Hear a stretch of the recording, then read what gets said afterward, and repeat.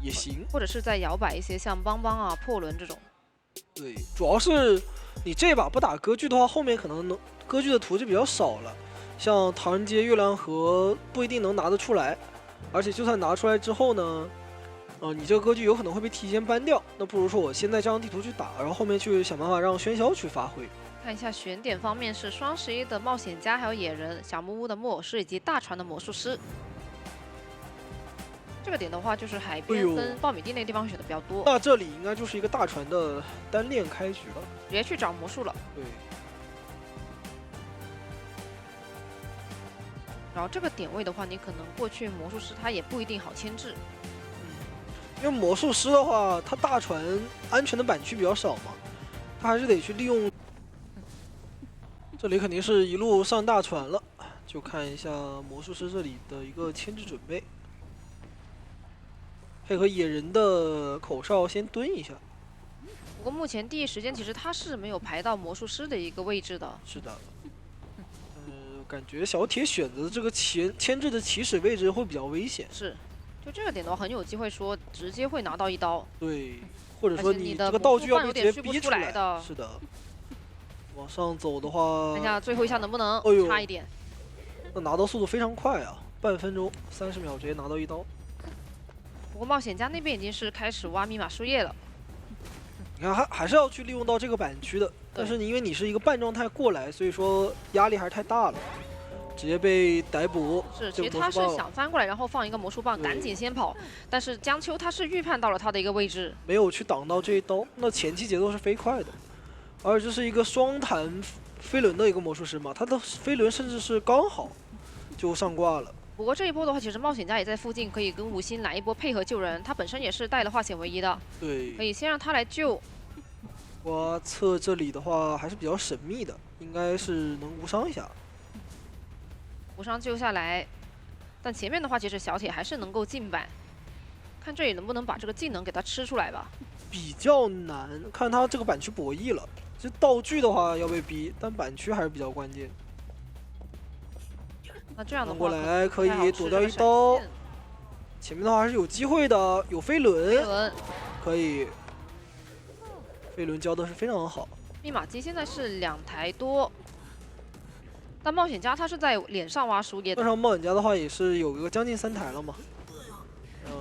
现在就是比较怕魔师会被打一个针对。就目前这个密码机节奏的话，肯定是不允许求生者去争4人开门战了。是，应该是套一个化险为夷之后，把魔师给卖掉，然后靠冒险家来运营一下平局。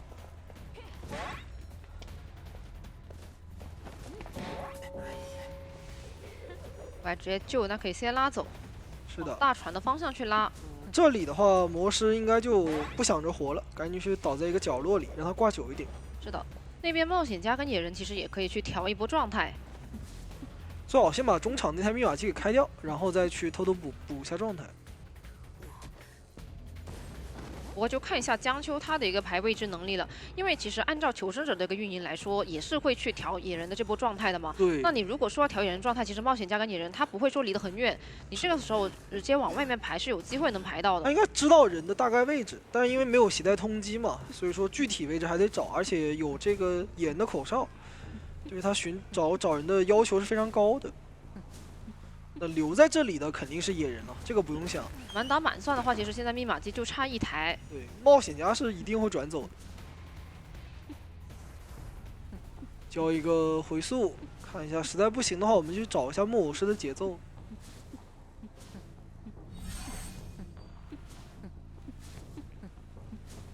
那边的话是先用了一个密码树叶，然后继续挖第3个密码树叶。没错。那这里的话也只能来追一下木偶师，因为找不到冒险家嘛。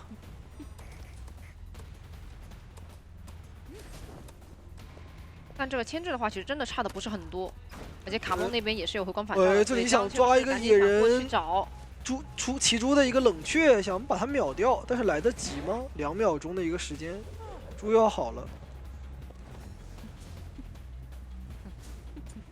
现在的话，手修半台密码机就要够了。他是不是察觉到了野人这把没有携带回光返照呢？感觉也不是，还是想回去管一下密码机。但是感觉的话，等他过去的时候，应该是直接亮了。这个是的90的一个进度应该是守不住了。他们2个人也是有携带手回光返照的。对，而且可以让卡梦进行一个强行的压击，因为他这里木偶师是可以吃一刀挽留的。对，这个时候的话，如果想要去找卡梦，感觉并不是一个特别好的选择。对，而且技能刚交过嘛，对你如果说找冒险家，其实感觉还有一点机会。感觉是大概率的一个平局。哎，这里的话，在板子中间，不过还是拿到了这一刀。是阿策那边是刚刚贴到大门，对的，那还是选择回来了感觉还是不敢去直接找。对，那你回来一爆点的话，其实那边就继续点门，到你再赶过去的话，其实有点来不及。因为你万一不挂人的话，有担心一个情况就是冒险家门开了之后脸上是地窖，所以说还是得挂。那挂人的话，门是肯定能开的，所以说这也是监管者比较难受的一个点。应该是拿下了一个平局，在第一局里。但这把平局的话，我觉得还是求生那边会稍微舒服一点。你本身湖景村这个地图拿出来，第一局选帮帮的话，可以给后面自己省班位嘛，而且湖景村的帮帮，你这个救人压力还是非常大的，需要你更加的去提高自己的一个牵制上限。对成都基地的话，其实对战帮帮，我觉得经验还是比较丰富的嘛。对，那帮帮的话，同样也是双刃剑嘛，一旦你没有抓到人的话，那我是可以去，打4人开门战啊，或者说3人争3出的。所以说重点呢，还是看在这个追击时长上面。看一下他们的选点，大船底下选的是木偶师，还有守墓人，小木屋的园丁，还有双十一的气象。我觉得主要还是要把这个园丁给保护起来吧，园丁的话压力会更大一点。不过木屋起绕的话也还行。是的，你别说这个阵容的话，大家还都挺怕帮帮的。你像守墓人啊、园丁啊，以及这个木偶师，对，他们牵制帮帮都没有太多的优势。守墓人的话，现在会比以前好不少，但是木偶师跟园丁确实可能还是没有一个特别大的优势。毕竟这些这个角色克制都是单刀监管者嘛。看一下年景这边是想要去追一下皮皮虾的走位，但是他又回头了，想要去找18的园丁。是的，可能也是考虑到说，因为双11确实是气象比较好去发挥的地图。哎，但这边回过头来也还是看到了守墓人找一，下园丁。但你他这把封一个5秒雷。对，是没有携带封窗的，所以只能用雷去封锁他的走位。这18这边其实规避的还是非常不错的。你是靠自己的这个盾，然后硬等你的一个雷过去之后再翻窗。但身位的话，其实也没有说贴近，而且这一波的话，你是可以下板再弹射过去的。他是全场唯一一个带弹射的人，所以会比较好在前期多牵制一会儿。不过我觉得年景他也不是很着急，因为你上有一层盾嘛，等这个盾掉了之后，我再进入到一个正式的追击。一个3连再加1刀，而且这把他是带了一个移形的，接下来可以移形再跟一个摇。他这里可以直接秒掉，应该是没有太多牵制空间了。前面的话，因为你没有飞轮嘛，遥控雷收掉。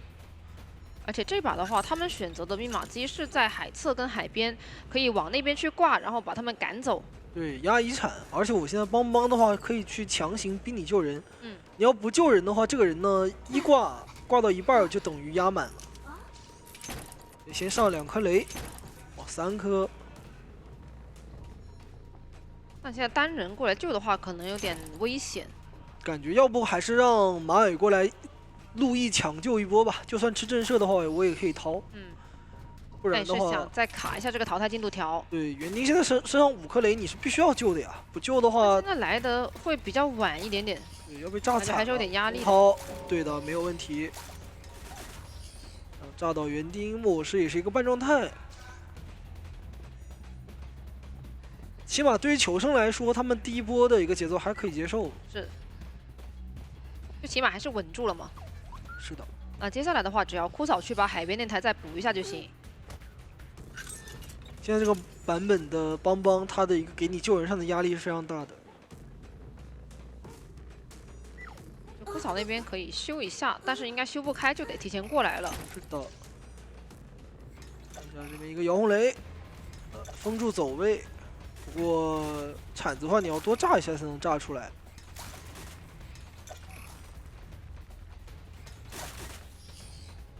枯草这个走位还是非常好的，这走位很灵巧啊。是，他是在雷的一个缝隙去摇，所以这边是一直没有炸到。我要注意这个淘汰进度，这边把帮忙顶走，再掏，给了一个双倒，好救。那如果这样子打的话，其实可能海边那台就得等到大船修完之后再下来补了。是的，不过园丁这里的话，好像也没有太多牵制空间。是，毕竟你前面还是有一个遥控的说法嘛，所以这里的话还是会直接倒。是。那大船的话，现在还没修开，感觉可能等下要切成一个传送过去，直接守密码机了。现在这个密码机进度也是非常多啊。切船，传送过来找一个木偶师。对的。而且对于他来说也是很清楚，大船那个只能是马尾。马尾他是一个半状态嘛。而且刚刚救完人，去那边起新密码机直接倒了，直接击倒。那海边跟大船这台其实现在都有点不太好开，而且还得等到枯草那边先起来。是的，可以挂一个遗产机。那这把的话得看一下皮皮虾的操作了。这里的话因为掉下来了嘛，所以选择往船下挂。而且往这个地方挂的话，其实有个好处就是拦住你上大船的一个路。这个姚红雷把飞轮逼掉，那皮皮虾的话他得来救人啊。密码机现在暂时是没有人能补的，只能让守门人先去补海边，再修大船了。但这个走位的话，可能会被架的比较难受一点。是。看一下皮皮虾这波救人，他手上雷没有那么多，给一个风，但是在有人上挂，这个风力不太足，打出了一个针对。现在就差大船75的那台密码机，想要去先赶一下皮皮虾。因为这边他是不着急去挂人的，因为他想赢的话，他就得去在密码机上做文章。是。哎，把气象给摇残。是的。现在大家救人摸过来，对，救人压力就很大了。但这波的话，真的让枯草那边直接摸上去了。是，其实还会比较舒服一些。那求生者的一个保平面还是有的。是的，他这里捏一个风过来可以抢救。但密码机的话还差一点点。等压好，哎，交云也行，贴椅子，这样的话你只能打飞。而且密码机不够，所以他想再拖一会儿。对的，这样可以直接亮，把人给掏下来。木偶师是一个上挂飞。是的，这边的话，如果皮皮虾被快速击倒，会架住呀。对的，遥控雷摇倒。是的，但木偶的话还在脸上，这里可以先去处理一下木偶。是的。木偶师的话，他这个路易也不好交，前面被炸了一下，那路易交不出了。这里可以再接一个雷，被雷封住，哎呦，被砸了。那现在的话，而且雷有点续不上。是的，不过这边的话，枯草是选择去点大门给压力，但这样的话，可能年纪他就不着急了。是，他会先挂人，然后再处理脸上这个守墓人。而且你这个挂人的时间，其实门是有点开不掉的。对的。想要这样的话，打法得让马尾也贴过来，他在椅子面前放一个遥控雷，马尾就救不了人了。然后他放心的去追守墓人，好聪明啊！而且现在的话，其实他也可以回头，你敢下铲，我就敢回头呀。你下铲的话，你救不了人了，我就知道你这边队友要过来了。对，现在的话，其实对于年景来说，他就是守住这个门，只要我能守住这个门，其实我就立于不败之地了。而且守墓人你出铲的话，我就管你守墓人；你下铲的话，你就点不了门。这样的话，再炸一下枯草，很危险的，那边得想办法掏了。这里有个擦刀，擦刀时候赶紧去，快掏！但是这有点刚救下来被摇倒了，那木偶是没有，守墓人是没有自愈的。是，而且在脸上的话，所有人都被架住了。而且木偶师还是一个上挂飞。我现在你挂上之后，皮皮虾也走不了呀。飞上大船，但是应该是被看到了，你会有一个特效的。他其实就算飞上去也无所谓啊，因为枯草那边起不来。是的，枯草的话，他在地上躺着很尴尬呀。而且已经看到了皮皮虾的脚印，那么没有道具的气象想要去走这个地窖也是有点太困难了。不得不说，年景这个开门战处理也太秀了。对，而且感觉成都机械的话，他们可能是在于打大门的这个决策上面，我觉得是有点风险的。3人开门战去摊了一个4抓，我的天呐！哇，你，而且胜率也是很夸张，有60的一个胜率。就感觉其实年景他拿出来的每个角色，可能胜率都比较偏高一些。是，他这个4抓率都有将近50%呢，那胜率更不用多说了。对。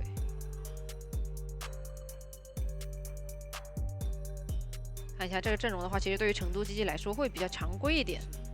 但是这把年景的一个技能携带，我觉得就比较丰富了，对吧？移形、闪现都不错。然后如果说要带兴奋的话呢，可能在选点上面来讲，就得针对到这个空军。一个名字没醒，而且直接就点到了起点，没有任何犹豫，就想动这个显眼的人。对，这把的话，可能空军的枪也会交的比较早一点了。但如果是再拖的话，其实可能对于他来说也觉得不太舒服。如果是这样选点的话，有一个特别好的点在于什么呢？这个求生者可能来不及点站台，对吧？因为你开局点站台，你要跑过去嘛。对。那我直接。这边的话，空军是选择直接拉走，想先苟一会儿，因为第一时间年景其实是没有发现空军的一个走位的。是的，但这个位置感觉还是比较好找的。对。年景还是会排的比较细节一点。他只要走到这个方向，空军应该就没有办法拉点。哦，但是这里的话还是没排到。哎，前期的话其实会找了比较久哎。毕竟邦邦玩的这么厉害，对吧？找人确实有难度。又在黑我们邦邦玩家。那哎，这里是已经拿到这一刀了，落白，让你黑安将。这太厉害了，说实话。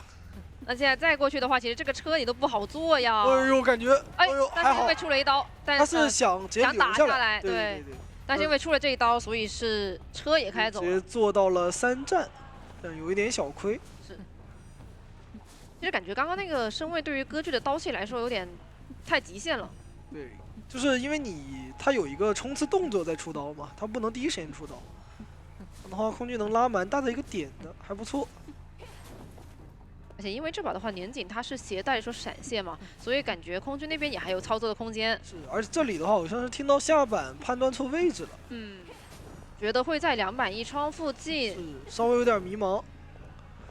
开局大部分的一个时间都是用来在找人上面。是的，再上来找了一下。其实这个板子是皮皮虾刚刚在3站附近对下的那个。那现在回头去找皮皮虾，其实节奏上面已经是没了2台密码机了。还是不能太相信求生者漏给你的一个。是的，但这个风吹空了。是，我这刀也没有拿到，交一个回速，前面哇，所以被迫闪现过来。皮虾这边的一个身法还是非常秀的。板间的一个博弈没有吃到任何的亏，这个风也交得非常好。那前面这里的话，可能博弈的点位就比较少了，这里的话差不多要163台了。看一下，是击倒。但这把的话，密码机会比较快一点。因为前期不管是说找人，还是说到最后过去3站时候找空军，都找了很长的一个时间。他们外面每一个人都有化险为夷，而且空军还有一把枪，这一把的一个求生者的节奏是非常好的。对年纪来讲的话，他可能就压力比较大了。看看这波手椅有没有一个拦截的说法。还在找。然后回速交的话就拦不太住了，没有打到。卡脚了，无上救。那赶紧让皮皮虾冲到脸上去，然后火灾往反方向跑。是的。而且趁这个机会的话，大副可以先去修一下3站底下的那台，就是气象的第1台密码机，然后火灾去起点附近再找一台新的密码机，那这把密码机就要够了。是的。如果说第2波的话，开一个化险为夷，稍微保一保密码机应该就是够的。不过这里有一个地下室，是不是不太好？有可能是没有，就是算密码机的时候忽略掉了这个点。是，就只想着说先拉走，然后再起点半场，去破译新的密码机。好，那这里的话，反正是给救人妹的工作量是加大了。但是这里的话，其实还是选择了狗。那这样的话，其实也是有一个去直接冲下去的机会。浑水摸鱼混进去了，都已经到底下了。是的，我的天哪，那这个密码机是肯定够的。大副这里可以稍微再拖一会儿，然后开表抢救，密码机能压好，4人开门战是有的。打一刀针对，但是没有关系，气象是有回光返照的。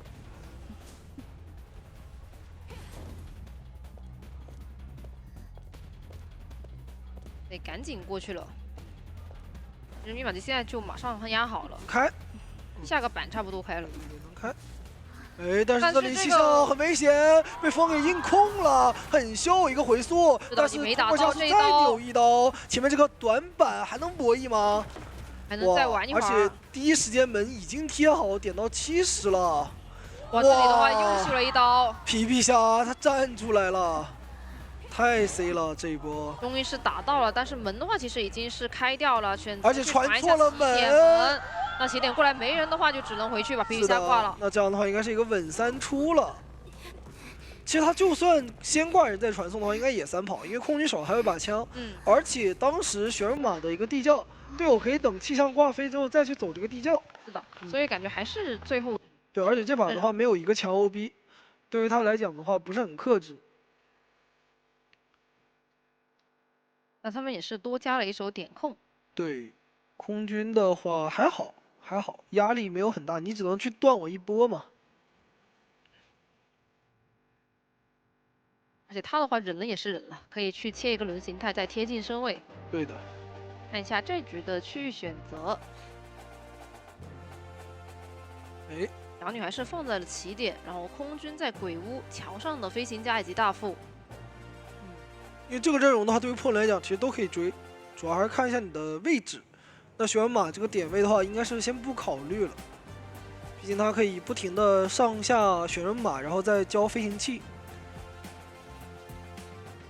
哎，但是他还是选择点到终点，想把其的密码机锁住，然后看能不能找机会。是。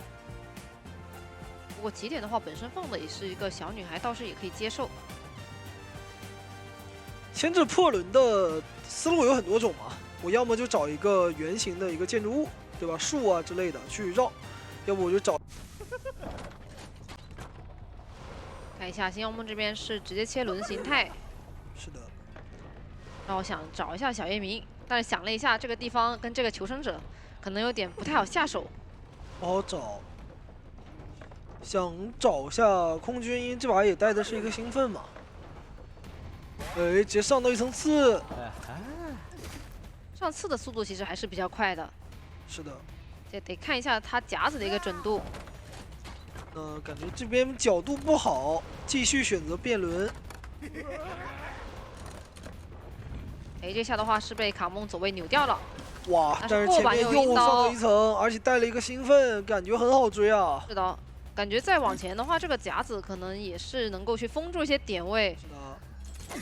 这边卡梦好像意识到了飞轮顶砸板，但是只能说也能接受，因为对于求生者来讲呢，他有一个兴奋的真空期，等一会儿的话可以开枪去做一波车。就因为你这个兴奋，它顶掉的其实是一个板子，并不是说空军的那把枪。对对对，所以说还可以，等于没有交技能，你可能是一个，就等于闪现击倒，对吧？等于闪现击倒。大副这里的话摇表，那降妖魔的话，我觉得这波打一个针对会好一些。对，身上的话其实也是没有上到刺的。是的。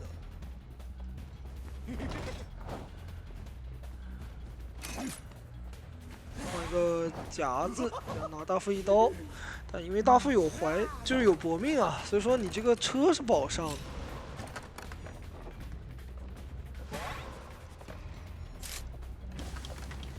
再变轮卡住位置，那卡梦这一波的枪一定要想办法去交。但是但是同时吃那个夹子，那进不了车了。而且前面的话还有一个去封夹的机会，位置被卡住了呀，交弹射。但这个夹子的话，其实也是没有在落地的那个位置，所以卡梦这边是贴边现在下一个夹子子有 CD， 不过卡梦这个位置很尴尬，还是要倒。感觉这波的一个2-6并不是很成功啊。那现在的话是小女孩已经贴过来了。当时的话，这一把枪想交了之后去坐车，但是没有想到仙幽梦这个夹子那么准，直接是给他夹住了。而且阿瑟那边是顶了一个通缉，所以现在吴昕也没有再修鬼板的了，想先贴过来。这样的话把空军给偷下来。底牌已经切成了一个插眼，两个人坐车，把小女孩滚了一下。那边卡梦是已经坐过去了。是的，但是没有点站台也是一个问题啊。是的，而且这样的话，其实小女孩那边也是可以去找空军的嘛。选择在这个车上逼他去变轮，再交一个输液弹开。那这边其实拖了挺久的。其实你在2战上面玩的这个位置并不是很转。是的。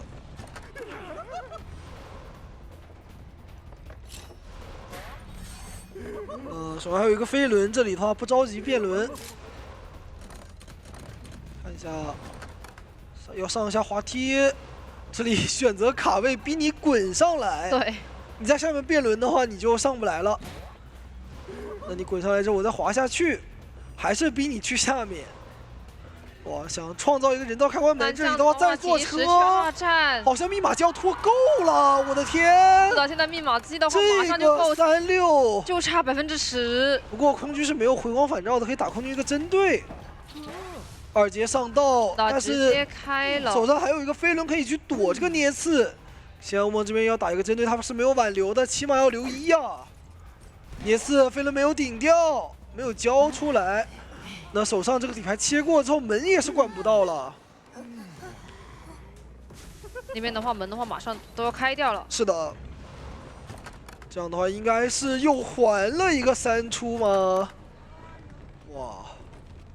今天 GR 的话，感觉是一点机会都不行。这个状态太好了 ，GR。常规的手语还不太行。但双倒有个很难受的点，就在于他倒了之后，他可以去找那个玩偶。他直接倒到玩偶的附近，然后差不多了，玩偶过来点一下再调满，而且也是比较理想的一个情况嘛。就是如果说佣兵或者小沙来救人的话，你还不一定能打双倒。看一下这局的一个选点，中场的一个小说家红毯的佣兵，左边3连的一个机械师，以及101窗的幸运儿。仙妖梦的使徒安士选在了墓地。是的。可能开局的话，幸运儿也没有时间去翻箱子了。那个点位只能先直接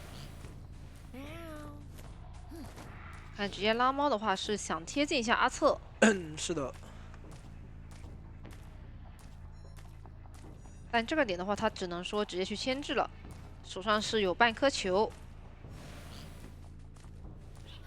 再放一只猫。猫咬到了，但这个板子得踩。那幸运儿的话，他直接拉球跑了，第一波直接把球拉光。对，不给你这个身位。是的。他直接翻出去想转中场的一个大防，中场有个小说家。双弹飞轮的话，这个牵制能力还是非常强的。对，来了。要换位砸板吗？但是哦，这里很漂亮，在空中被换位，没有触发这只猫。对。那现在的话，密码机是已经都贴上了，所以你可能后面会掉得更快。这样的话，下一只猫才能够去拿到第1刀。哎，还好，踩晕。这样的话，有一个庄园老友可以加快他拉点那个距离。是的，而且这个方向的话，肯定是会跟机械玩偶的那个拉开。对的。不要干扰玩偶的一个破译。是机械师的话，还是比较怕干扰。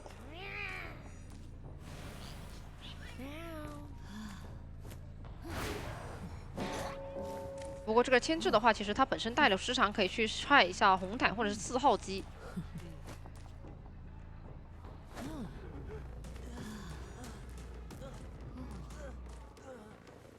那红毯这台是要被踹掉了，修不开的。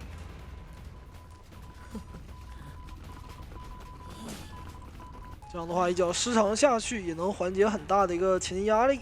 密码机的话就会差的比较多了。然后看一下他的一个手椅。这边小铁又来了。对，小铁过来救人，交一个飞轮，这样吃1刀，但是可惜。哎呦，没有办法踩晕，想摊个双倒。他确实会给到这个双倒，不过你给完这个双倒之后，其实阿策那边是可以去转大防的。而且他手上还有双弹飞轮可以交，这个26还是有机会的。这个猫咬到之后，没有2阶嘛？对，一段跳。队友一直也在爆。是一段跳的话，应该也还好，还能再去牵制一会儿。前面这个板子还能交一个板弹。而且他可以下一波用飞轮去躲一下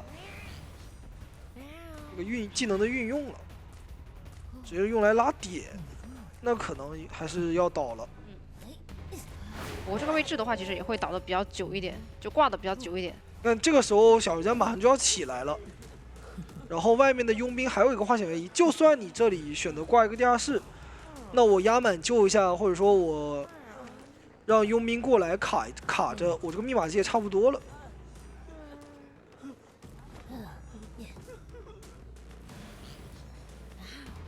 继续干扰，想打一下小柔家，但这个时候市场还没好，打佣兵，佣兵直接硬修，是震慑，我也要亮密码机，在塘湖湾去掏人，哇，顺手的事对，儿。然后小手家再过来帮一手。是的，这配合实在是非常默契啊，让你这个市场交不出来。但这一刀打中了小说家，而佣兵是一个双倒的状态。那杰斯的话，他现在就比较忙了，他又要修机，又要准备过来去救人。是的，不过这一波的话，其实你也是相当于把一个幸运儿放在外面嘛。对，幸运儿自己可以去翻一下箱子。幸运儿可是一个上挂飞呀、你可不能让这个上挂飞的人给跑远了。但现在第一时间的话是有点排不到，有点难找。小梦他这里的话想去摊一下密码机吗？但一旦清到这个娃娃的话，幸运儿那边应该就是能拉远。我觉得这个底牌可能要交了。那你现在底牌交了之后，其实那边也是直接救下来了，而且阿策那边也在小推，也不用担心爆压。除非他这里能精准的找到阿策，不然的话，他现在手上虽然站住台机子，但是没有人，也是一个大问题啊。踹是踹掉了，但是没有人，确实有点难受。而且主要是上挂飞的那个没了，对。然后那边可以去补状态，也可以去兴起，只要说把阿策保住就行。而且在3连那一排，其实阿策也有很多的空间去翻箱子。等下他摸出一把枪，或者再摸出一个娃娃，对于仙欧姆来讲都是一个很难处理的点。是的，先是翻了一个镇静剂，翻把自己的状态调了。真先保个满状态。小家这里飞轮躲还能进板，而且输又好了。哎，但这一刀的话是打中了。但佣兵那边其实也在翻。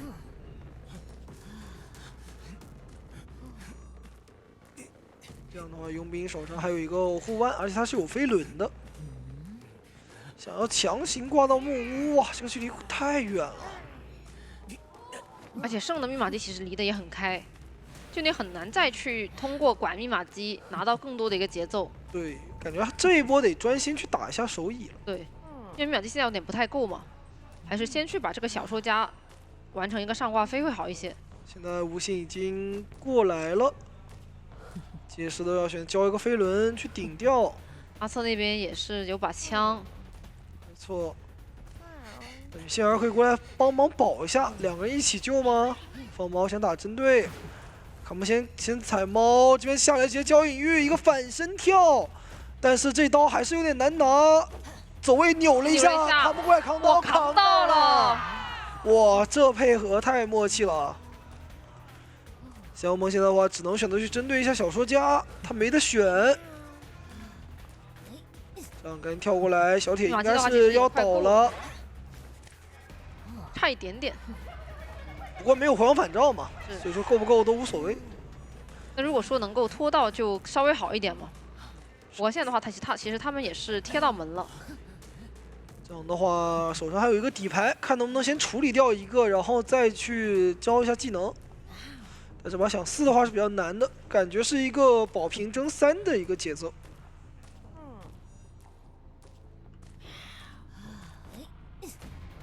过来再去找一下卡梦。哇，这2段跳非常的熟练啊！但另外一边的门已经开了，穿过去之后无心是可以出门的。所以只能去回头找一下机械师。是的。那最终的话是拿到了一手平局。的话，如果说拖到开门战，它是比较乏力的，相对来讲。尤其喧嚣它本身的一个最近得分情况是不太好的。是。不过还好年景喧嚣熟练度还是很高的。他当然如果说在前期直接打出节奏的话，那就没有问题了。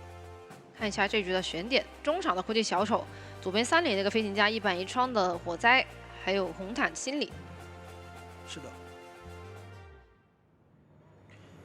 看一下年景的选点，选到墓地。可以直接去起追心理，而且前期的话，其实我感觉他也是一直把这个心理逮着薅就行了。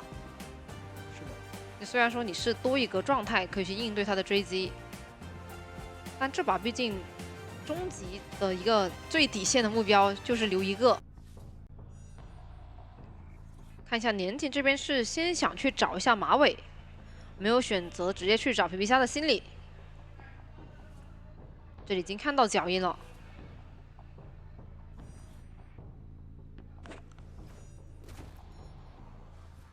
先放一个双双惊喜去架点。是的。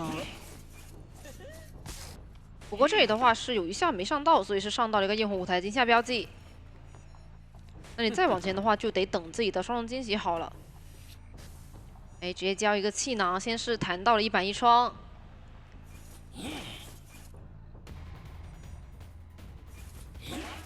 哇，直接有一下，其实拿刀的速度还是比较快的。这样的话，第一刀也是40秒就拿到，而且他带的是一个张狂嘛，所以说等下开出1阶的话就更难牵制了。看一下这边的一个气囊怎么交。回到墓地这个位置的话，感觉也是比较难去躲这样的一个双重惊喜啊。是的，直接是击倒了。好夸张，1分钟的时间直接秒掉了，甚至没有用到自己的一个空中飞人。那这样的话，你只能说赶紧找个人来卡半救了，因为这把他们是要去争一个4跑的，而且也要保到一个26啊，那就最好还是有枯丑过来。不过他们选择过来的是18的飞行家。对的，可能要留这个火箭去打一个第2波的一个 OB 了。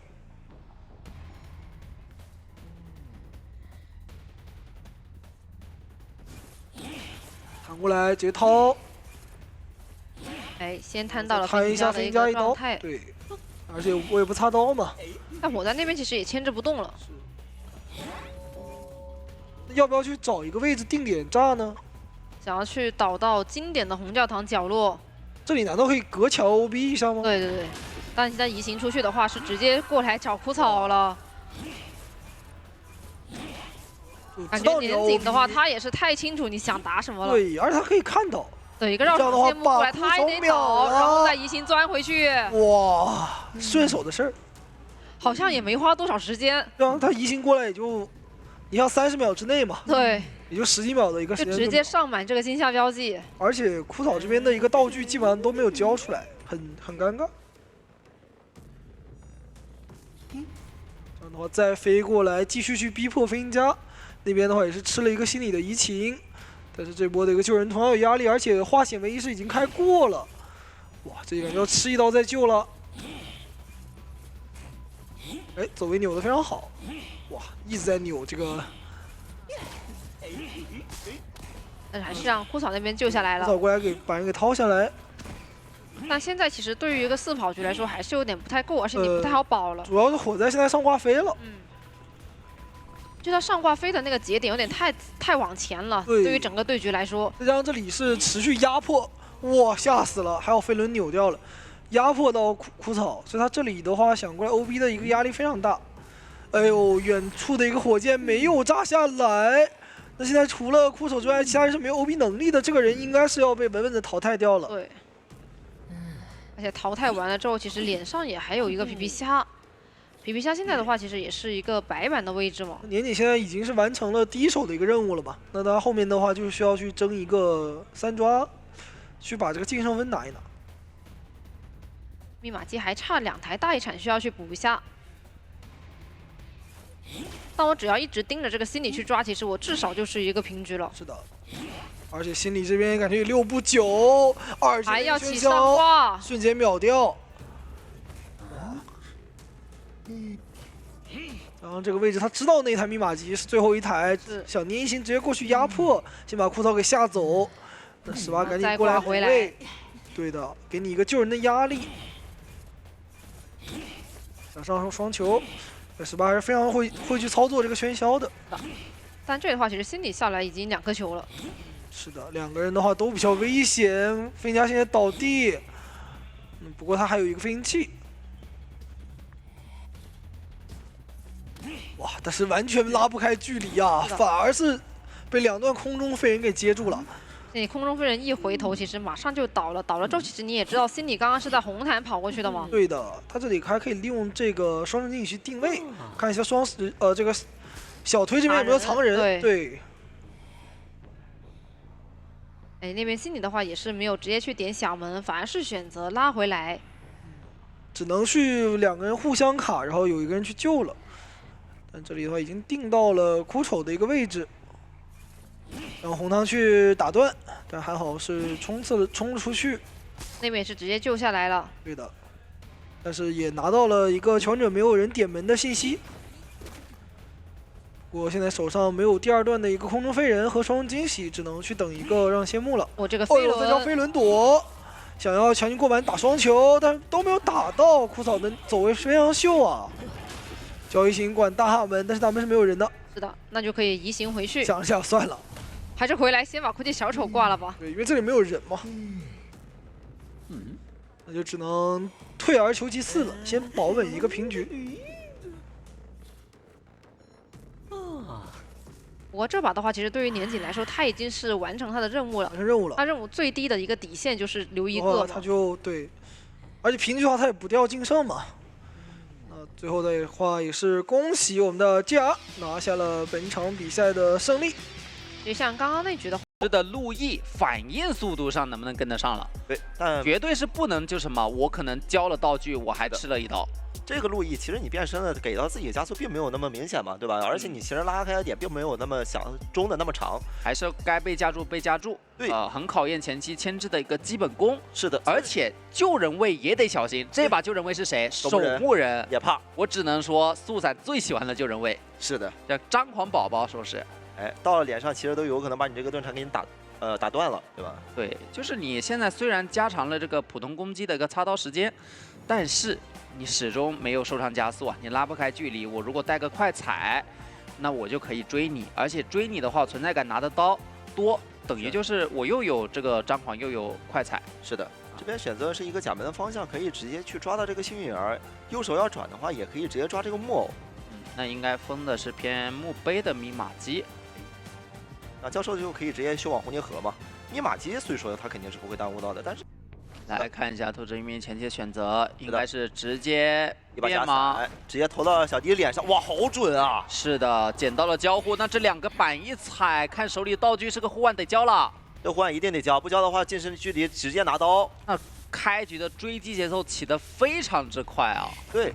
等一下的话，这个伞其实 CD 又好了，又把你这个点位给夹住，所以说必须要到时候借助这个，看现在板弹、窗弹现在都已经用光了，只能说现在的速伞它是什么？它是一个白板杀手。对，你要是手里没道具，光靠短板博弈，它又有快踩，压迫感是非常足的。小迪现在身上只有个鳞片，看这个鳞片能不能对于这个板区博弈上有一些帮忙了。啊，假伞可以捡很多的交互，哎，被抽到刀了。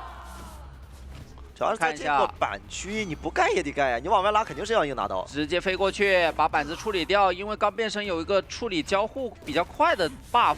哎，闪现还有个3秒，看能不能把这个鳞片给骗出来。骗出来之后，这个闪现可能就直接带走了。再骗，是还有飞轮还得骗，飞轮翻板加速，但是感觉闪现好了，想省闪，这刀来得及吗？没能抽到，但是闪现还是补上了。延迟刀气直接闪。那这样的话，依次追击节奏还算是比较不错，对于监管来说是，两方都属于能接受吧，看能不能下来给到一点点牵制攻击，但这个位置离板区实在有点远。现在只能掏化险为夷了。其实这个点位的话，以速伞的一个基础数值，你是没有任何26的，对，是吧？给你一刀救人位，然后一个摇铃，你就肯定要倒了。所以说接下来更多是想办法怎么样去打后期最后一台吧。这个土就可以直接打，打完之后摇铃摊一下守墓人的伤害。这样的话就给到26空间了。他想的更多可能是什么？就不给你26，不给你26。对，因为速伞他万一后面队友来扛到的话，还是有一点牵制起来的可能性。现在前期追击节奏不错的话，对于他来说只需要稳住每一波，先开门战前减员，到了3人局减员局的时候，他就可以控场了。那看等一下要让教授来救援一波了，因为他身上还带了一个化险为夷。墓地跟2层楼现在都在直接一个新起，是只能靠化险为夷去运拖时间了。如果求生者这里想硬保的话，是可以一会儿强扛的。但是值得注意的是，教授跟椅子上的幸运儿都没有光反照，你强扛的话，可能开门战2个人都在倒地的状态。是，现在就靠一波化险为夷，能拖多少时间了？骗鳞片，哎，还是着急打了。他觉得他那个鳞片在一个僵持当中，没有办法及时交第2个。想摊教授一刀，那这样的话其实是就把幸运儿卖掉就好了。倒的离椅子远一点，然后离这个队友的遗产也远一点。这一波还是逼了监管者的一个切换形态的。不错，守墓人那边密码机现在也有个1半了。还多修了一台。其实能看出来 MRC 很擅长运营，就是他们在这种残局里面已经做好了万全的准备。现在管教授的墓地密码机到时候就能压。你如果说是管那个边墓地呢，我独栋这边也是可以直接修的，甚至你墓地这边的人他是带一个回光返照的，就巴不得你抓墓地。是可以打拉扯嘛？对，这波捏伞感觉都不太敢修了，除了奈奈以外，其他的人都还得防。没错。那奈奈的话无所谓嘛，你抓我肯定密码机可以在短时间以内压好。是。3台密码机现在都在修，你这边兔子一边其实就很难拿成一个控场了，又想直接去抓。哎，找星河，星河这里没下铲，处理掉交互以后，一个抽刀，没能抽到，交了个闪现直接打断下铲，还是没能防啊。如果说能早点下铲的话，拖到那边2、3个楼密码机量，这一局其实就不会给到兔子一鸣再拿一个控场的进步了。但也还好，等于是开门战前交闪现，为什么呢？因为接下来2楼下密码机修量，独栋的密码机也很多了，无论是挂哪边都可以有一个满状态进行救援。开门战的时候，守墓人有铲，监管没闪，还是一个偏向保平的对局吧。这个人要直接传过来吗？传过来了。这边看一下木鸭。骗2波，第2波没给骗出来，第3波才骗出来，那这样给一刀还是能亮啊。飞轮也交了，那在兔子一鸣视角这边应该知道他没有带回光返照了。求生者也不着急，等一个人去贴门，自己先拉走，然后让队友再来压密码机。开门战的木偶师是能顶挽留刀的，守墓人下场以后也能顶挽留刀，就感觉这3个人还是单刀太克了，直接开，太克单刀了。现在也在等，看能不能快速解决掉奈奈，解决掉奈奈自己的伞 CD 现在也好了，到时候再打上控门是有机会能获得一个3抓的。蓄力刀感觉已经倒了，是提前挂，手上有人，2个门都在点。要先找人吗？这个人到时候就自己起来了。如果挂的话，我感觉啊门是能开的。他这边门31，其实还会少一些，但这里要但是一会儿是什么？交个鳞片，交个路易，然后就出门了。专门就撑到时间，其实也是面对一样，直接变身，能拖到这边教授起来，教授起来之后可以直接冲守墓人那边的门，砍了个挽留刀。这波伞还是要留着，因为他要击倒花瓷以后用这个伞再去找奈奈，但时间上来不太及。奈奈现在已经在往那边门口冲了，而且奈奈鳞片也好了。是的，这波诗句扛一刀，鳞片没能交出来。不过比较难走，就算这个鳞片交出来的话，这2板你没有办法跑到中场地窖。那这把2个人在门里应该就是一个平局。是。那其实第一回合平局的话，就虽然没打跛脚羊啊，但是跛脚羊后面也不会放了。对。所以说就相当于跛脚羊打了个平局啊，除非你有特别大的一个就是围龙的失误，比如说不小心撞到那个电车哥哥，电车哥哥有点不开心给你撞了。或者说个人肩嘛，个人单肩，你只要不出现这种明显失误，其实对面求生者只能就是说是跟你来回去钻龙进行博弈。看这里监控者会选择哪里？虽然也是选了一个 L 型吧，让魔术师选择一个墓地外，也是先把幸运儿保护起来嘛，都是很明确的。幸运儿这个上限更高，所以说队友得想办法前期保护一下，后面就得靠幸运儿来保护他们了。没错。人格加点上来说，应该也是更防跛脚羊多飞轮嘛，然后可能回光返照会相对来说少一点。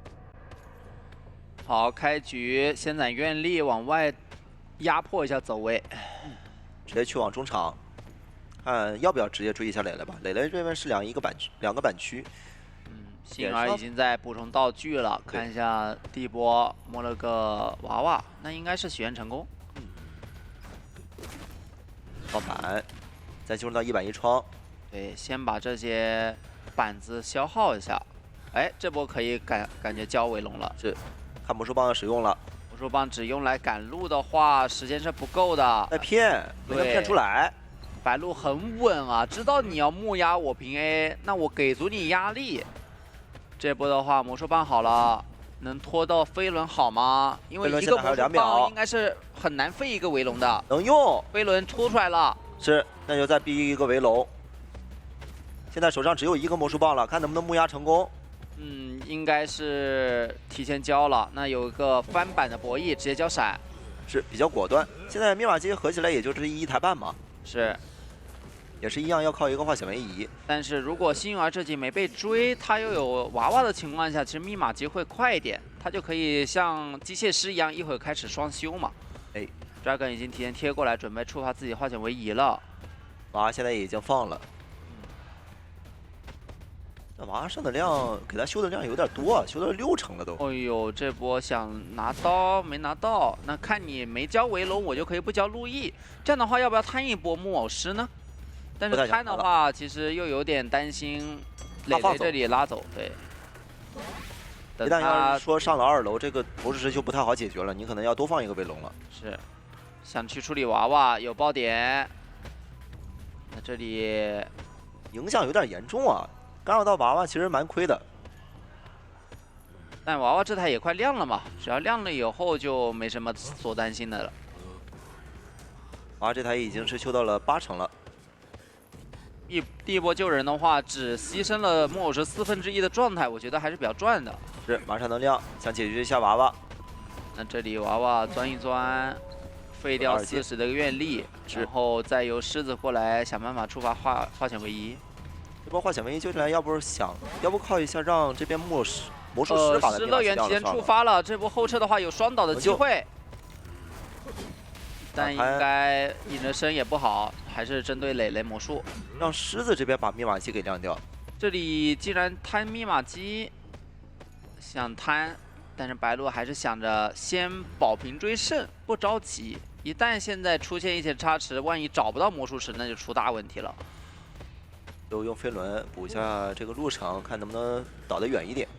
他现在就是什么，想着看能不能击倒在遗产，再切个时长是 OK 的。求生者已经开始多修了。魔帝密码机看能不能直接找到 Dragon 吧，找到 Dragon 压脚步就可以直接进行追击。愿力很多，可以用围龙来排人。哎，哇，直接得到了。这里不能倒地下室啊！你要倒地下室，没有什么队友能来进行救援啊。愿力足够，拿到的频率是在8秒以内，是可以大胆打木偶师的。哎，这波钻的感觉有点围龙限制自己了。能拿到成功吗？拿不到。路易啊，那这个围龙亏了。这个逼出来了。闪现其实都可以直接交的，为了要是能击倒的话。现在没必要了，应该有地下室，直接击倒。看一下这个技能留到开门战能不能？哎，直接传送。他想再弹一弹，但是吃落地刀无所谓啊。幸运儿还有一个幸运包裹，还是可以许愿一个自己想要道具。我了个小枪。哦，他先把幸运儿打残，这样求生者来救援就有压力。没有人能够成功救援了。是得密码机压好才行。而你压好的之前，我一是可以拦截，二是可以打后撤刀。开门战再压一个起身是很有机会多抓的，但是有信号枪啊，压击的是幸运儿，大副过来就有风险。但是2个人换位的话又不太支撑这个节奏，万一换位途中出点问题，那就大祸了。想逼下去，翻尸之后接着围龙，想打落地刀，没能打成功。再钻过来，这个枪交吗？还是不交，这波得交了，哇，好极限！预判交，但是这样的话就没人在2楼的密码机，也就是没人压机了。是，白鹿这里还有愿力，可以随便处理掉一个人，再起一波上移节奏，把传送拖出来，这波运营就非常出色了。要坐车硬拖时间，是这个电车来的非常的及时，帮助了求生者。要不直接考虑让他下来的时候直接击倒把他罩下来。对，一个围龙罩住电车的话，是能把乘客拦下来收费的。旁边这边看到的是 Dragon 挂到墓地，那还是得一个人压机，一个人救人。那往里面挂是什么呢？是把人都压迫在这边墓碑半场，没人贴门，有个地下室嘛。木偶师得直接贴脸，人是不得不救的。这波可以双围龙放在楼梯口，然后再打10刀，还是直接击退了，因为他现在运力值还不太够。对，不是很多。看一下，逼出路易，只能失巨扛啊。这个放的位置，老是把自己相当一个障碍物后边，拿不到刀，结束了。那这愿力不太够啊 ，Dragon 算是一波撑住了。门也可以点，幸运儿还有半个橄榄球。再预判 ，Dragon 没能钻得过去。对面现在门能点上吗？好像还差一点时间。对，传送是好的。因为刚刚3个人都在墓碑这里嘛，所以点进点门太容易被发现了。对，所以说选择点圆点门，中场有一大片可以卡人的空间。就看白鹿排人排的咋样了。他要找到这个幸运儿，他觉得在红蝶河先传了。掌握却是一个大副，大副这边是能直接摇怀表的。有怀表，这怀表得直接摇吧？是不能被堵出来。对。但是白鹿这波能堵吗？堵不到。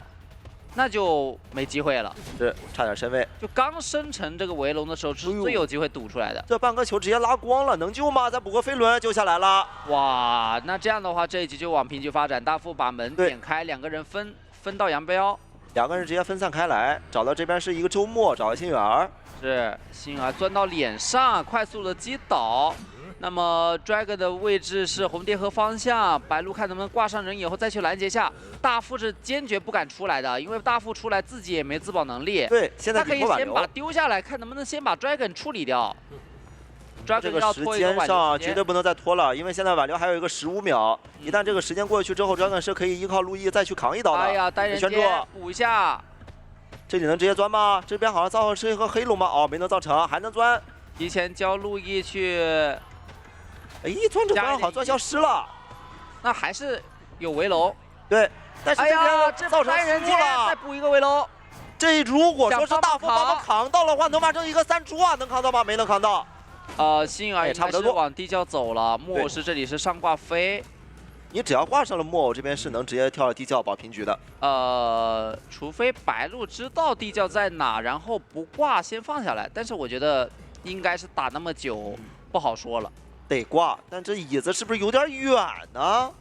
有机会摇下来。对呀，能摇下来的，但无所谓。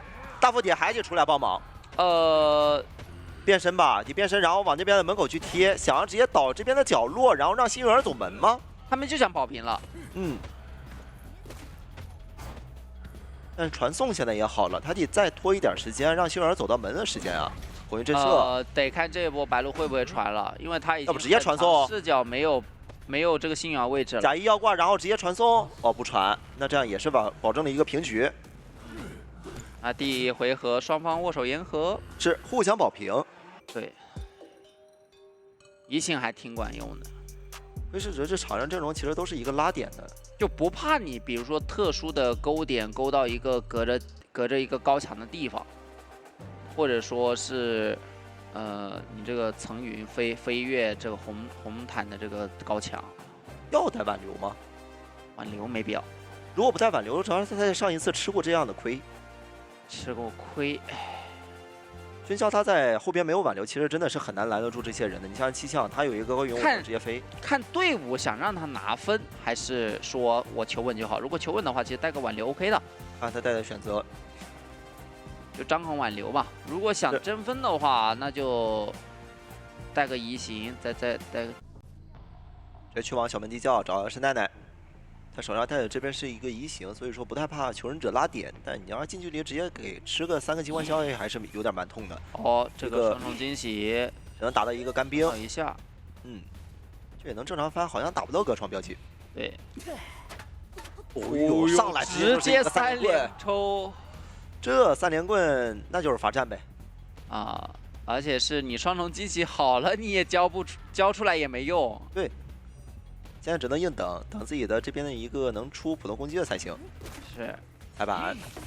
那看一下这个双重惊喜，其实他必须靠这个拿刀了，不然的话节奏就不太好了。是，你要双重惊喜再空，等一会儿标记可能就自己脱落了。给到一刀，很准。看能不能加减成功。现在张光响了，有了一阶。第一个是上的焰火嘛，如果上的焰火，这个飞轮其实就有机会去规避掉剩下的标记了。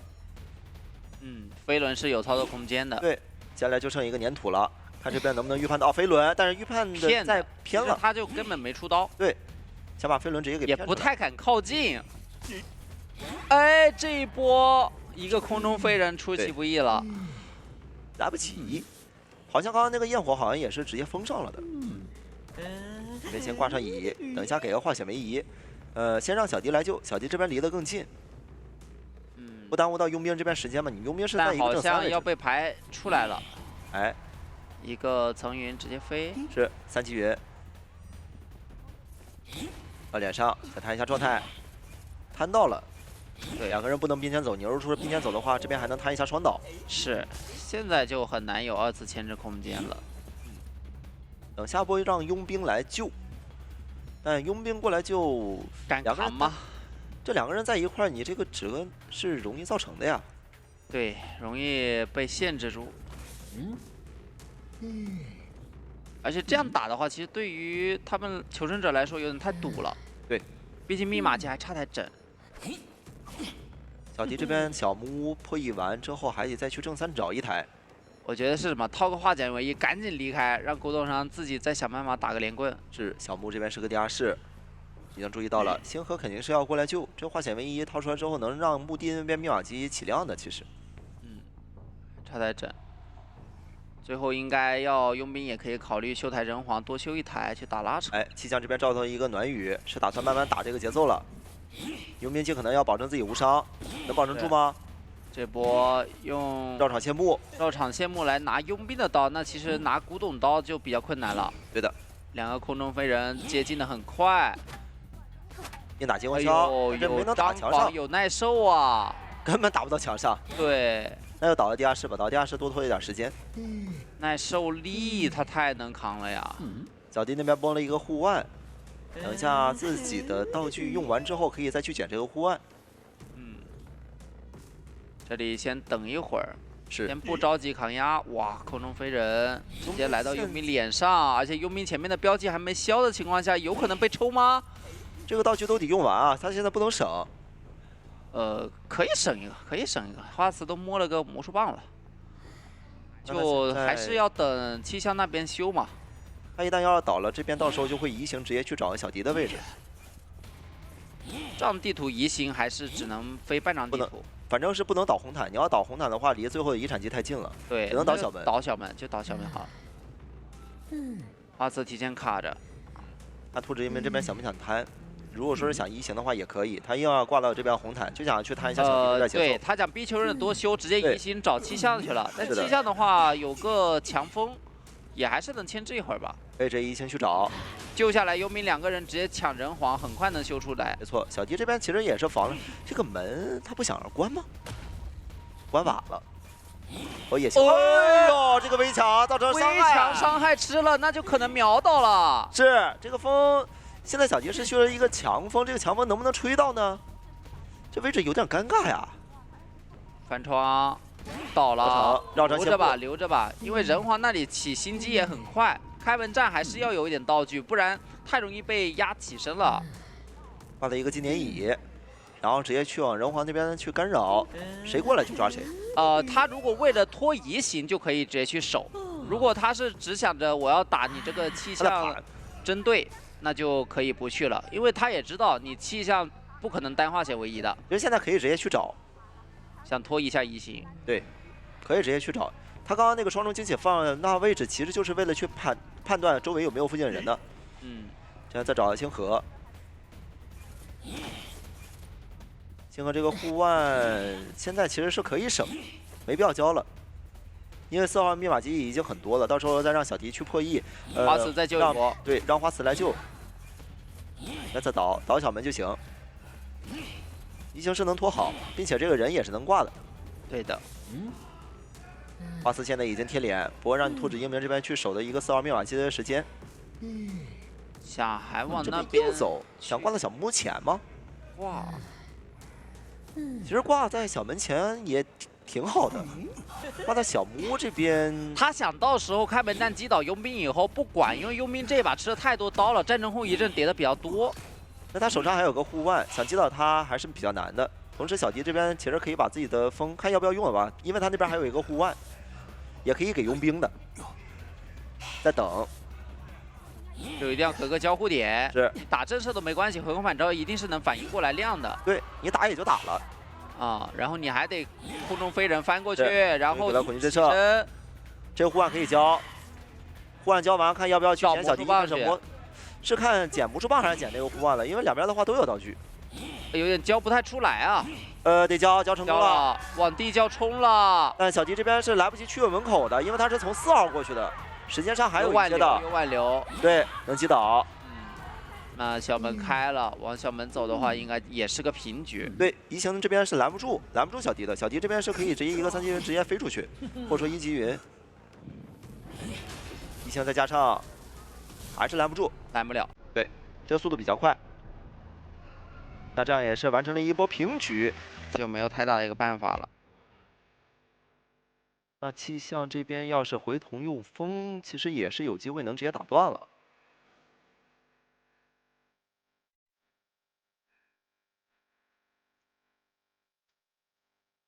而且整体阵容来说没有补状态的啊，你这个暖雨其实很难在艾维面前回上状态。我一发现，哎，你在淋雨是吧？那我伊斯人调过去，我这小圈套大圈。是的，把中场让出来，让艾维去选。艾维在这个版本，虽然大家都说啊，他已经快跌出4大天王的一个行列了，但实则来说，他保平追射的能力还是不错的，只是很难4抓了，真的很难4抓了。没错。他需要除非摧枯拉朽式的前期的一个节奏直接起飞。对的，他需要第一手节奏必须要很快才行。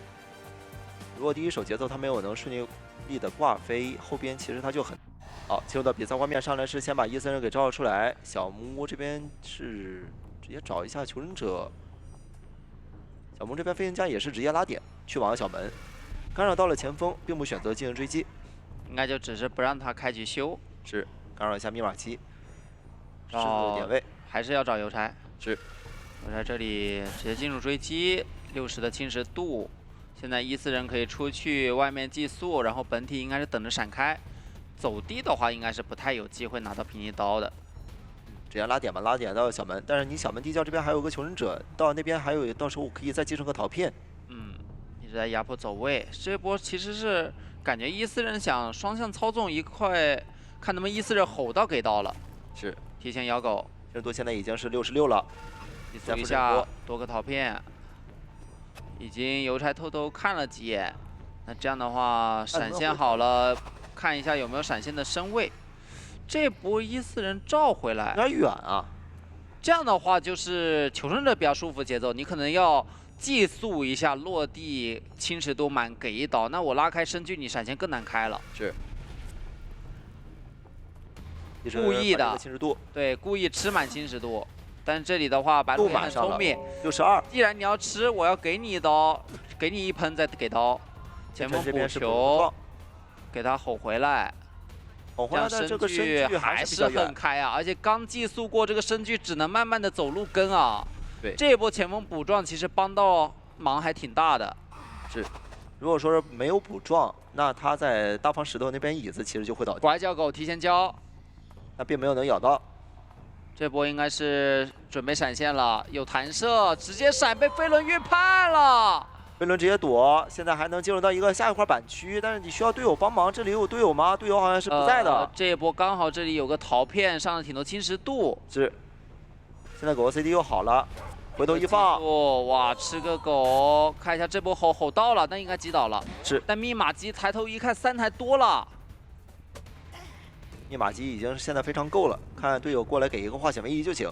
就其实他们这一把，无论是从防圈教角度来说，还是怎么说，他带飞轮挺多的，所以还能够防到艾维。全防了，等于。这还不是一个正反手的效果。让蕾蕾来进行救援，给上一个化险为夷。蕾蕾这里身上有比较多的侵蚀度，看手椅上的话，也直接不博弈了，直接开云过来。到脸上60多，伊斯人可以再吼一下，感觉很危险了。A 云 A，但是有飞轮卡掉侵蚀度以后再救，是的，反应非常之快。飞轮这边是破了第2阶，度，应该就能够击倒了。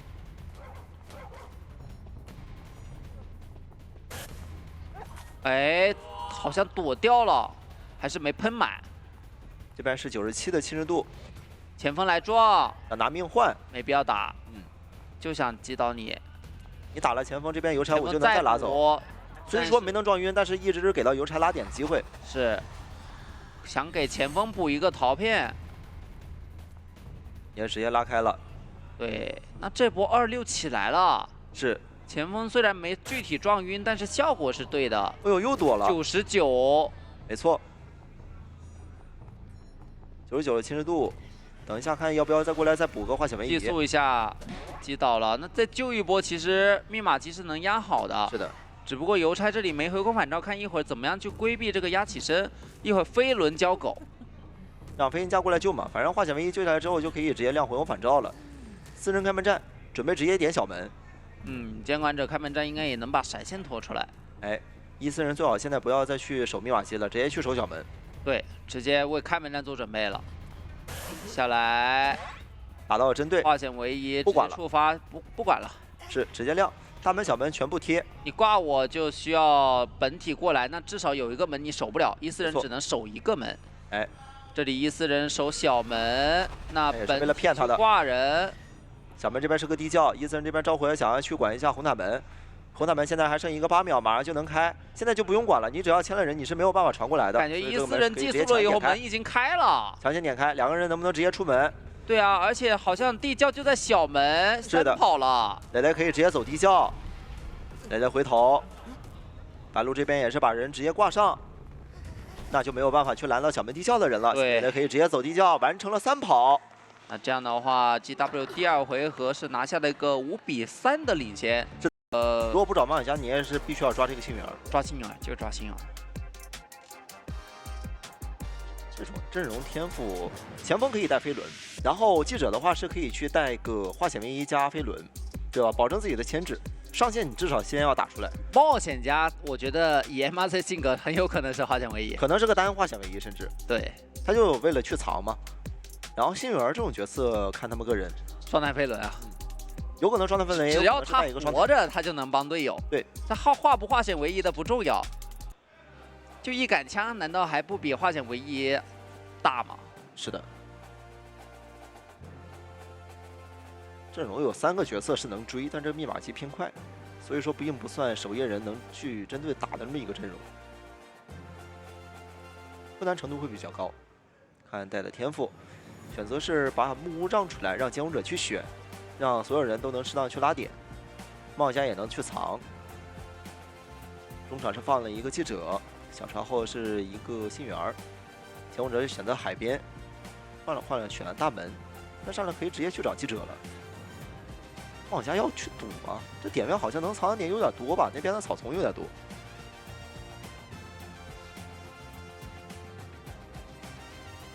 我们来看一下天赋，这波其实只能说赌悬点没赌好，整个加点上。 进入到比赛画面上来，直接去找记者，所有人都直接拉点。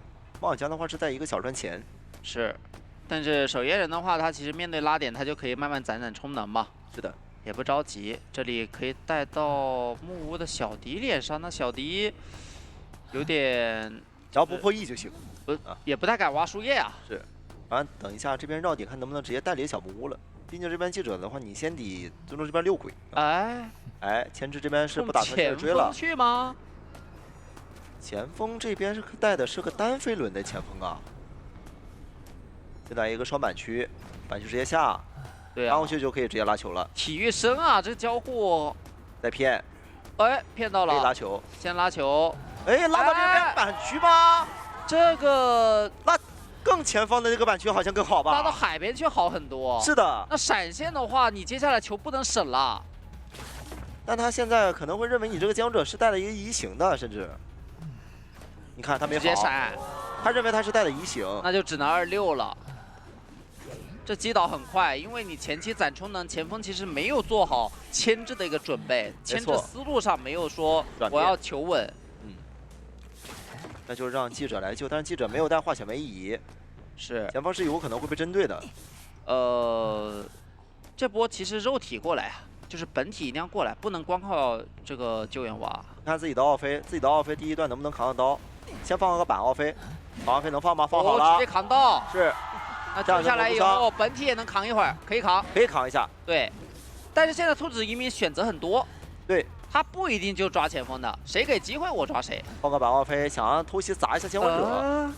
风行踩板，风行踩板吗？有点奢侈了吧？而且这个板是个幻影板，踩得慢。哦，两个都吸出来，飞轮躲了，要伤害。奥飞又打到的是一个放板奥飞嘛？对，两人牵制，这个板区感觉得提前拉球是的了。记者身上现在只有一个放板奥飞了，想要再偷袭一下吗？放的是一个板，但是放的稍微远了一点，不过没关系。那这波2字牵制能稍微牵制一会儿，前锋还有球可以拉上2楼，是的这个窗也没封，所以还能翻。球要不直接功拉吧？能不多了，其实这样打下去的话，感觉要被266很久。哎，拉球直接跑了，兔子一鸣这个位置必须要用远斜才能跟上。对，手上又没充能啊，你只能等下一个风。而这里都是密集的板区，你只能一块块踩，但是底牌的话你踩得慢啊。梯子现在已经有个3台半多了。对，强风还是没能破点。不怕呀，你这里怎么接着跟呢？风行过去还有板区。对啊，这板子你其实有点，就是他可以多攒一点充能，我觉得是。哦，一个抽刀。但是冒险家身上有1台机，外面2台80，密码其实完全够的，够4人开门战。等下幻想唯一掏出来就可以强亮了。是，就看开门战的时候，星河能不能多撑一会儿，而且有幸运儿一杆枪在，枪不交，能保到开门战再开吧。对，他的枪甚至都可以留着，要留吗？还是说是打算让幸运儿来救？其实现在就是什么，如果求生者要3跑，一定要开门战保住前锋就行了。是，上挂飞不要开门战倒太快就行。那这把枪其实交也可以，交了的话保着前锋直接上大船，或者说去双山大针对，前锋吸回来，淘汰进度调的话还比较久，是，两个人都来了，套个化险为夷，打到了针对，但是密码机的话还是够的呀。是，力量一杆枪打断了远袭，小门是已经贴了，直接点的。这波其实抓前锋抓不了了，只能去抓奈奈。奈奈手上还有一个香水提前交，被粘住了。看一下不易，看出刀了。哦呦，一波被抽倒了。那星河的位置有点尴尬，他不太敢去小门，他想去点大门。没办法换，现在还得有一个人过来卡。前锋这位置有点。看兔子一鸣会不会去往小船那边爬2饼了？是，其实星河是有点想点大门，但是往回挂的话，哎，直接传，那前锋可以救人啊。是的，小门这边门也开了，直接走。然后小门卡一个小迪的冒险家，你找也不敢找啊！一会儿有耳鸣，哦，小迪去救人，星河点门。是的，大门肯定是能点开的。这把是3跑局了。是3跑肯定是能3跑，能不能藏得住去争个4呢？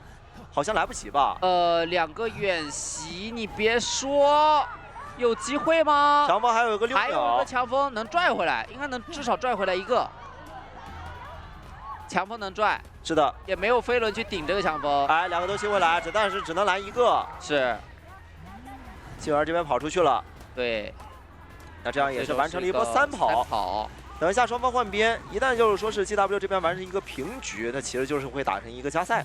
是，这一把其实前期兔子一鸣的节奏非常好，就中后期他太急于去击倒了，这个兔头就被这个阵容血克了呀！你钩子勾到这个鳞片上是完全就勾不过去，你这钩子废了。既然是想贪多自己的天赋，会不会做一些调整呢？也应该就是个挽留底牌，挽留底牌加闪现，有其他的带法吗？看一下选点，海边的鹿头，然后大船是古董商，中上是个守门人，小木是个火灾，小船前这边是一个教授。再来我们看一下天赋。那现在进入到比赛画面，先交钩赶路，是的，这把冲着星辰去，就看个人的一个牵制了。这把没有人能帮他，先拉到船尾，封个夹。但是古董商其实面对这种夹子封路，他是完全可以用机关枪去打掉的。是的。第2个钩要，哎，直接踩上去了。这样处理这个夹子吗？那这样窗户可以再布一个。这样给一刀，钩子还在，压迫很大，这样牵制空间也就没有那么多了。他可能在看后面，没看前面，是一直想要去躲钩。地下室这里还是，一旦倒了可就出事了，守门人是一定要想办法过来救的。对，因为节奏是完全不够。这里可以提前勾，哦，在骗棍儿。是的，刚刚不敢云门下嘛，勾到了，飞轮好了，骗飞轮，直接击倒，挂地下室。节奏上全被白鹿给猜到了。博弈每一波都是白鹿给博赢了，那这样是直接挂第二式，守门人是必须要贴过来的。只能说这手鹿头确实有点出其不意了。对，节奏也不太是说偏平，要不考虑救一手？守墓人不怕地下室，对，是不怕。但这个节奏是逼的你们求生者要救一次的，因为节肯定得救，奏现在有点缺。肯定得救。甚至我觉得压满，哦，压满救。他想压满保无伤，让古董伤冲出去。其实就2波打鹿头，我觉得是比较合适的，因为鹿头特别怕扛刀，还有扛钩。现在监护者就是闪现还没交，可能他技能没担心的就是暴露嘛。他担心的就是我给你救出去了，我照样还是保不住这个古董伤。来了，下铲，那我直接下地下室贴连手。没错。但不能出现震慑，一旦要出现震慑了，白鹿可能就是依靠第二式直接有个4抓了。对，先勾到。这波有博弈，直接必救了。那这样让出身位，古董上有一定的牵制空间，但是守墓人还在附近，还会卡止戈。对，想下铲卡，先一个点4，拉远一点，直接翻，直接闪。这里还可以再等一等。对你铲子有持续时间嘛？是的，铲子结束了，那。甚至我有可能机会勾倒一个，然后再闪现续节奏。其实铲子差不多的时候就可以直接走了。这个怪激光小打空了，真不着急，白鹿就不着急。一会儿你2个人都在我脸上，但是求生者接力赛了。是的，让教授来帮忙扛。要闪吗？直接闪。直接交闪了。那这波能先减员。是。挂上椅子，旁边是可以直接找着教授的。教授刚刚临片是已经交了，狮子看到位置了，但是已经在大船，不好追。底牌也提前切了，那这样传送能好得快点。对，找教授。大船密码教授临片交过了，就只能靠走位了。是，还有这个被动。现在要撑这个时间。看，这就是个角色克制，我完全都吃了都无所谓。也拿他没什么办法。对。硬等，我看你有没有平地刀。我抽到吗？没抽到，抽不到。勾了以后也有飞轮，鳞片也马上好了。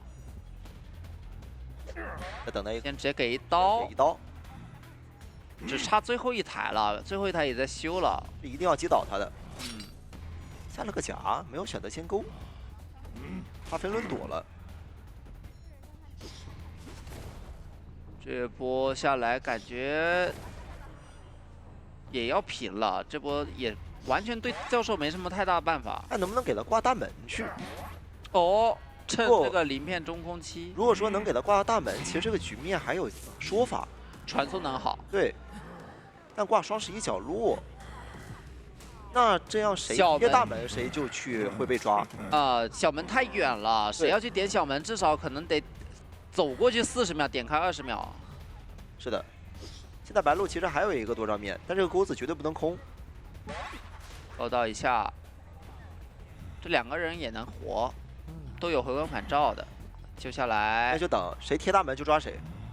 直接出一刀，那就是现在就是要拖。教授的也撑很久，对他要拖到那边小门能去点上，而且还要给到狮子这边能跑到海侧的位置。哦，骗到了，勾到，有飞轮，有鳞片。哇！这波其实他是用鳞片吃夹子，因为夹子的话在期间，对，白鹿人是以为吃完了以后你这个鳞片就没了，但其实他还能挡伤害。哎，这里接着追，其实还有时间的，还有机会，再等一勾，没勾到，飞轮骗到了，勾到了，可以不插刀直接挂，挂上之后接传送是来得及的。但是这里椅子已经被做过了，有点远。守墓人有铲，这边还有3秒、2秒、1秒。守墓人不在门，开了。守墓人不在门，但守墓人我可以绕圈啊。爆点了，磊磊那边是被勾过的。先把人逼出去。是。回头。看这波能不能排到了，守墓人下铲了，想去救。这人但是你快还是我快呀？你的铲子有时间限制，但是我的钩子只要我不失误是不限制的。一个来得及吗？好像来得及。勾过来了，一刀带走。把守墓人直接完成了击倒。火灾调查员也没办法了。只能面临这个3抓。是的，那这样的话，就是恭喜 MRC 第3回合6比2翻掉了5比3，获得了本场比赛的胜利。是的 ，MRC 在最后这一波也是依靠鹿头打出了一个翻身。是的，那这波宠爱来练这个赛场上，以赛场的这个氛围，因为你平时私底下练和训练赛练，肯定跟比赛上的一个氛围是不一样的，对吧？那我们来分析这首噩梦来讲啊，其实这个阵容它没有那种道具频率快的，而且没有 OB， 这是关键。对，而且没有 OB 位。如果说你能够快速的去把道具给或者是技能给逼进一个 CD， 那么噩梦它其实是可以快速拿刀的。没错，其实这个阵容我觉得面对噩梦没有太舒服哦。那我们来看一下选点一个3包1的阵型，园丁是放在大船的位置。是的，中场的守墓人有点纠结，还是选到了船下，可能还是想去赌一下幸运儿的一个位置。对你选出噩梦的话，对于幸运儿他的克制就在于他其实不是很好化身一个机械师来补机子了，很有可能你这个娃娃过去就直接送一个存在感。没错，但是他这一波是没有赌到幸运儿的位置啊，只有大船上的一个园丁，看一下他会不会千里迢迢的往双11走吧。这样走过去的话，好的，看一下这一波。还是选择去找一下幸运儿啊，不能把它放在外面，因为幸运儿的中后期能力是非常强的。对的。看一下杨这边第一个道具，风窗挽留带到了通缉和狂暴。还没有使用啊。这里跟对人了吗？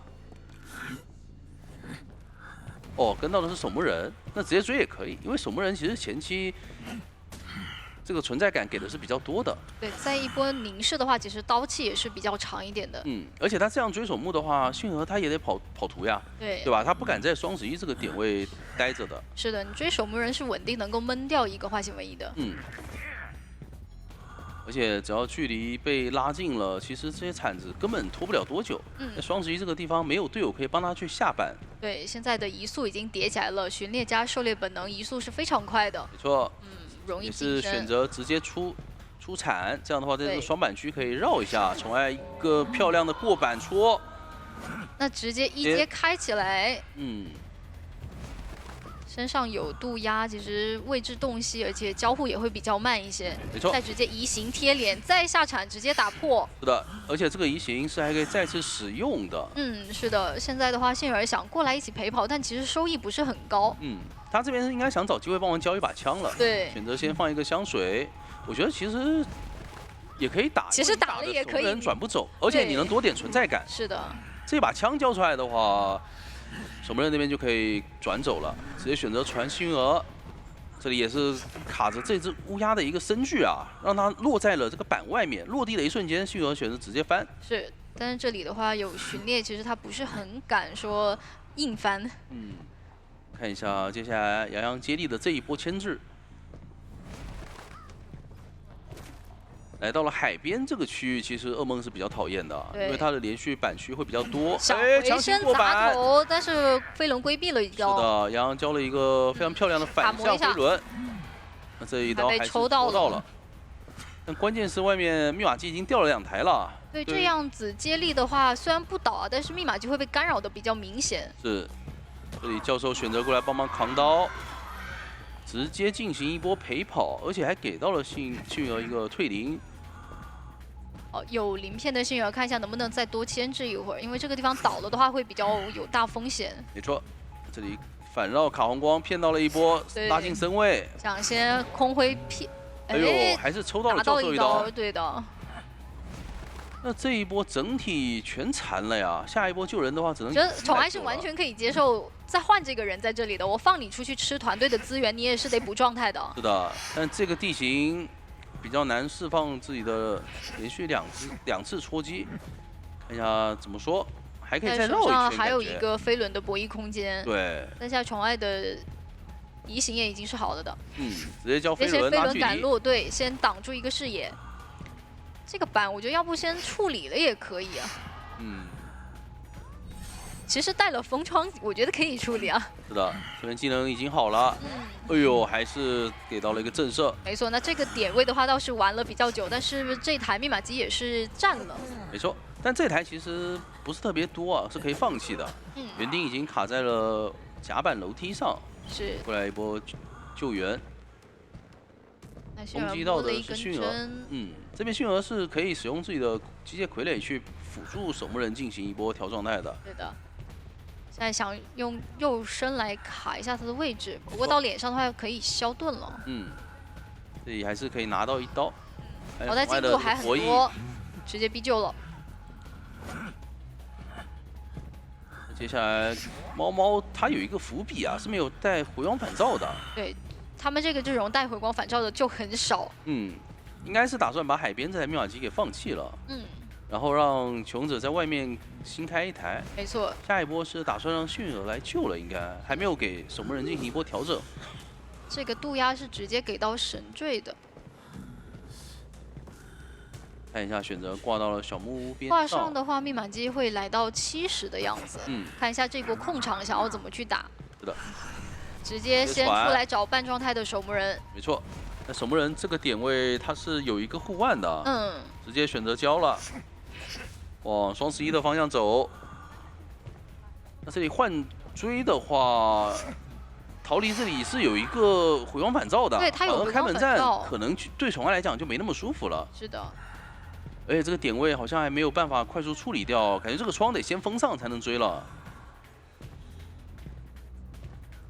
如果不封窗的话，这个地方是可以绕很久的。是比较长的窗，而且它建筑物会比较突出，噩梦是不太好去拿刀的。没错。这样的话，密码机就拖够了。等到全员都开始贴门了，差不多可以亮。直接亮密码机。4个人回光返照，然后4个人通电，这一波直接交出了移形，是可以秒掉了守墓人。但是门口那边暂时还没有渡鸦过去，选择往小门交一个渡鸦，大门应该是可以开掉的，但是守墓人你上挂的话，你也不太敢传小门，说实话，因为求生者肯定会有人在大门方向卡着这个守墓人，去拖到这个小门的门点开的。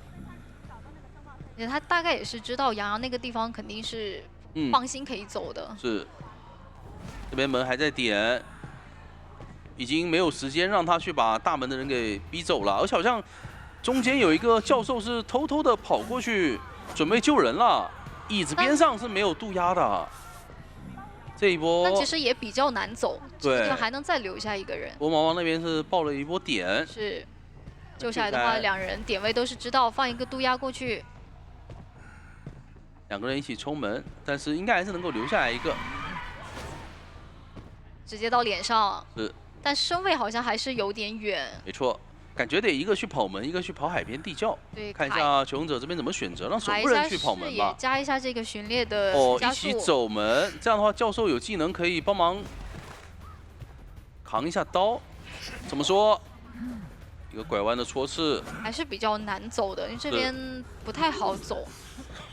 但是我们可以看到，那猫猫的话被逼到了中场的位置。是的。还直接通缉到了猫猫。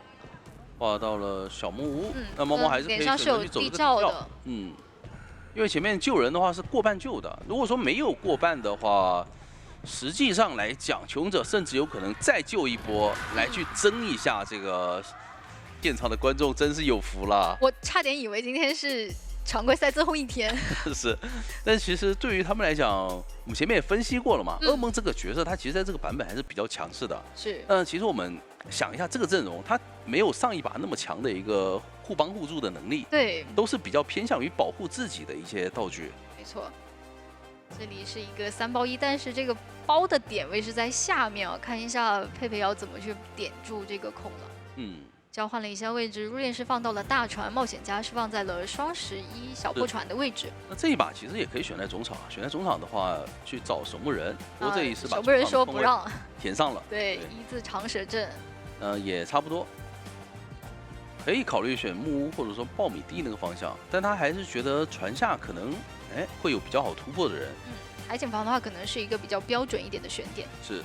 毕竟你想想，一共4个人嘛，有2个人都是我可以碰到了，可以直接追的，那我干脆就赌一赌这个概率。是，那如果是找园丁的话，其实也可以，存在感会来的比较快一点。是。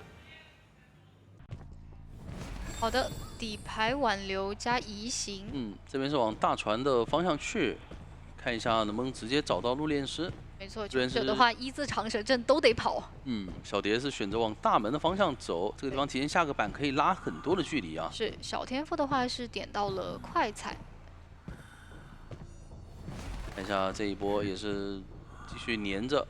没错，卡一下这个加速。策略本能。身位贴得很近啊。但是小蝶这边也是带了双弹啊，所以拉点拉的也还比较远。这个窗应该还是可以翻。哎呦，上来就震慑了吗？可以翻，但是后果很严重。很严重。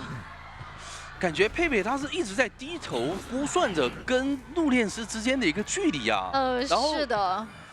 小蝶这个身位确实是给的有点近，因为我们也是跟着他的视角，也并没有看到小蝶，也没敢抬头。对，也没有看到小蝶的身位在哪。没想到上来直接一个震慑，1分钟不到。是的，那现在的话也是不要动用外面的资源，先直接自己反生，再继续玩一玩。没错。对，尽量少给一些存在感。这里应该会卡到一个最后的时间来进行一波窗弹。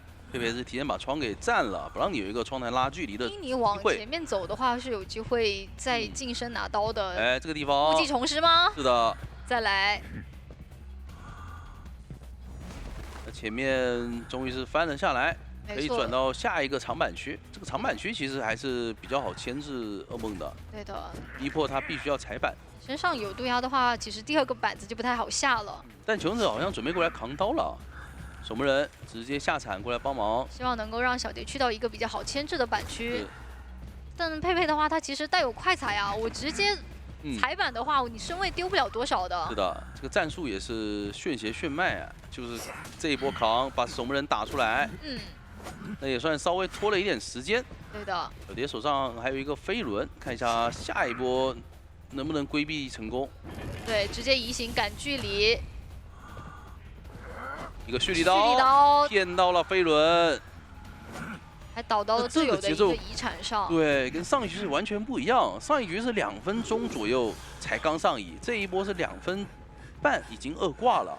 那下一波其实求生者是还可以再来套一个化险为夷的。对，而且比较尴尬的是487他其实是没有这个化险为夷的，这个人还是只能向小明来救。没错。如果说小明过来救人的话，看一下487一会儿要不要来打一波拆椅子的战术之类的吧。对的，来佩佩帮忙拖延一下时间，直接往外去赶。哎，直接拿一刀，等于说是帮守墓人扛了一刀。没错。那现在3个人都在同一个方向，佩佩的话过去有谁打谁了。这样的话给到了一个2阶，佩佩一会儿追击的话也会更方便一点。对，但是想回头来小蝶一个渡鸦知道你的位置。对。对，然后再把487往遗产外面赶，逼你掏个盾，还想回去处理一下入殓师吗？想要硬追了。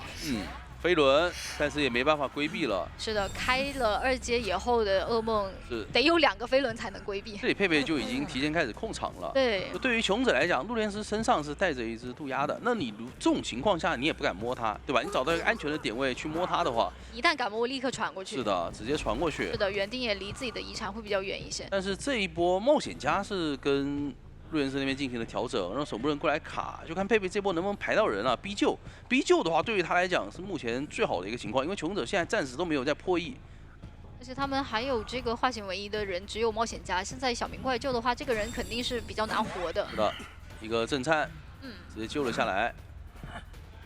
在目标很明确，就找487，一定要把他压在这台遗产这里。是。但是这台遗产一会儿冒险家是可以来秒掉的。对，想要再续一个盾，而且这里的话是给上了灵柩。是的，给了一个灵柩，可以让487直接带走，反生走。看一下密码机来看是有机会能够直接够的。但关键点是在于开门战之前没有回光返照。对。交了一只渡鸦，可以提前传送过去等。这样的话，只差双11最后一点遗产了。冒险家身上46的一个树叶是有可能贴过去，直接把密码机给秒开的。但是对于佩佩来讲，他开门战有移形，然后这个渡鸦的 CD 也可以再拖出来，是有机会可以去保平争胜的。对的，487他还没有回光返照，其实他没有太多的一个给队友拖的时间了，只能直接亮。再续一个盾，是的，再拖一会儿。对，这里的话版权还是比较复杂的，处理起来得花点时间。没错，因为已经红眼了，其实佩佩不太想花时间去踩板。在这个地方挂上的话，直接选择切传送。但落地的话是一个小哎呦，一个飞轮，飞轮卡得非常好，他在板间使用了一个飞轮。对，这个时候要拖487的一个自起。没错。哇，牵制非常完美，这一波还可以再借助这个建筑再挡一下吗？是，在这一块短板的话，下一波戳刺应该是可以废掉了。哎呦，但是位置没有卡过去。对，487飞轮线起来的非常快。但是陆彦师这边是挂飞，他还可以利用一波渡鸦传送小门，再去拦一下487。但问题在于487有可能去地窖啊，地窖就在小船的一个位置。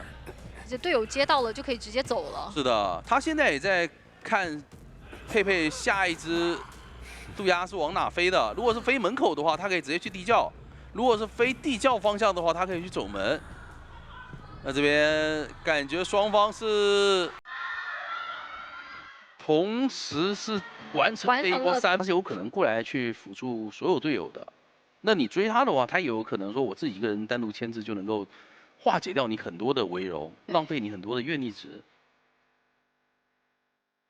就是在常规赛的最后一周看到了一些比较小众的选择啊，比如说像第2局竟然还有跛脚羊可以拿出来玩。没错，我感觉 T1也是做了功课的呀，对吧？我在这一地图。直接把你的歌去搬了，就硬是要打你的跛脚羊。我知道阵容就是为你宠爱准备的。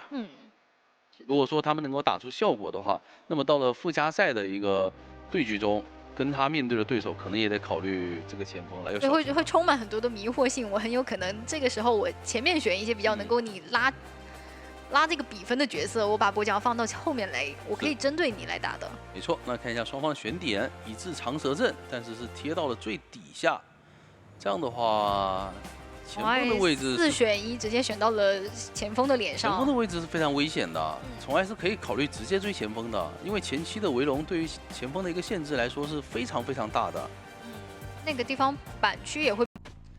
看一下，直接冲着前锋的方向去啊！他也知道这把前锋是可以成为自己的突破口的。左边下板暴露了自己的位置。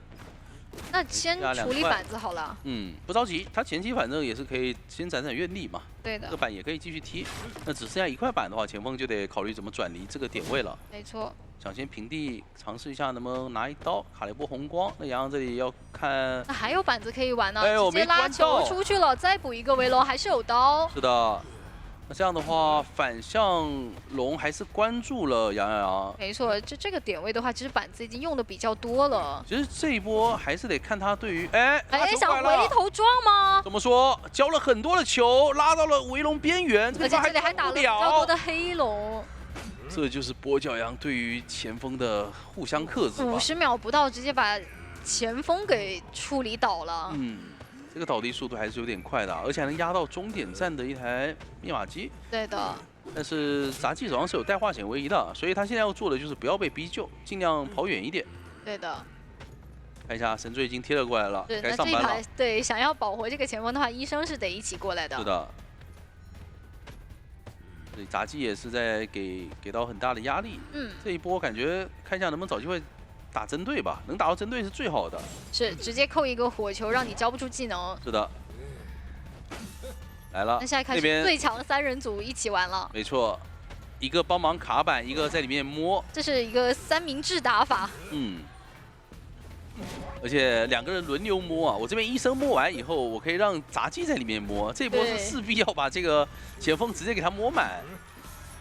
2个人轮流换，对，这就是一个3明治啊！我把我最想要的人夹在中间。先拿杂技一刀，那边医生只能暂时先调整自己的一个状态，看一下一个围龙能拦到吗？没有，又扛到一刀，一直近不了身啊！对，杨洋是在围龙的外侧。对，再插个眼看一下所有人的位置，跃龙到脸上，有人吗？没有。交出了飞轮，把陶丽给打倒了。我觉得还是得继续追，因为你有窥视者，你继续追是最好的。是。你不追的话，杂技下来，你还是得面临这个套路啊。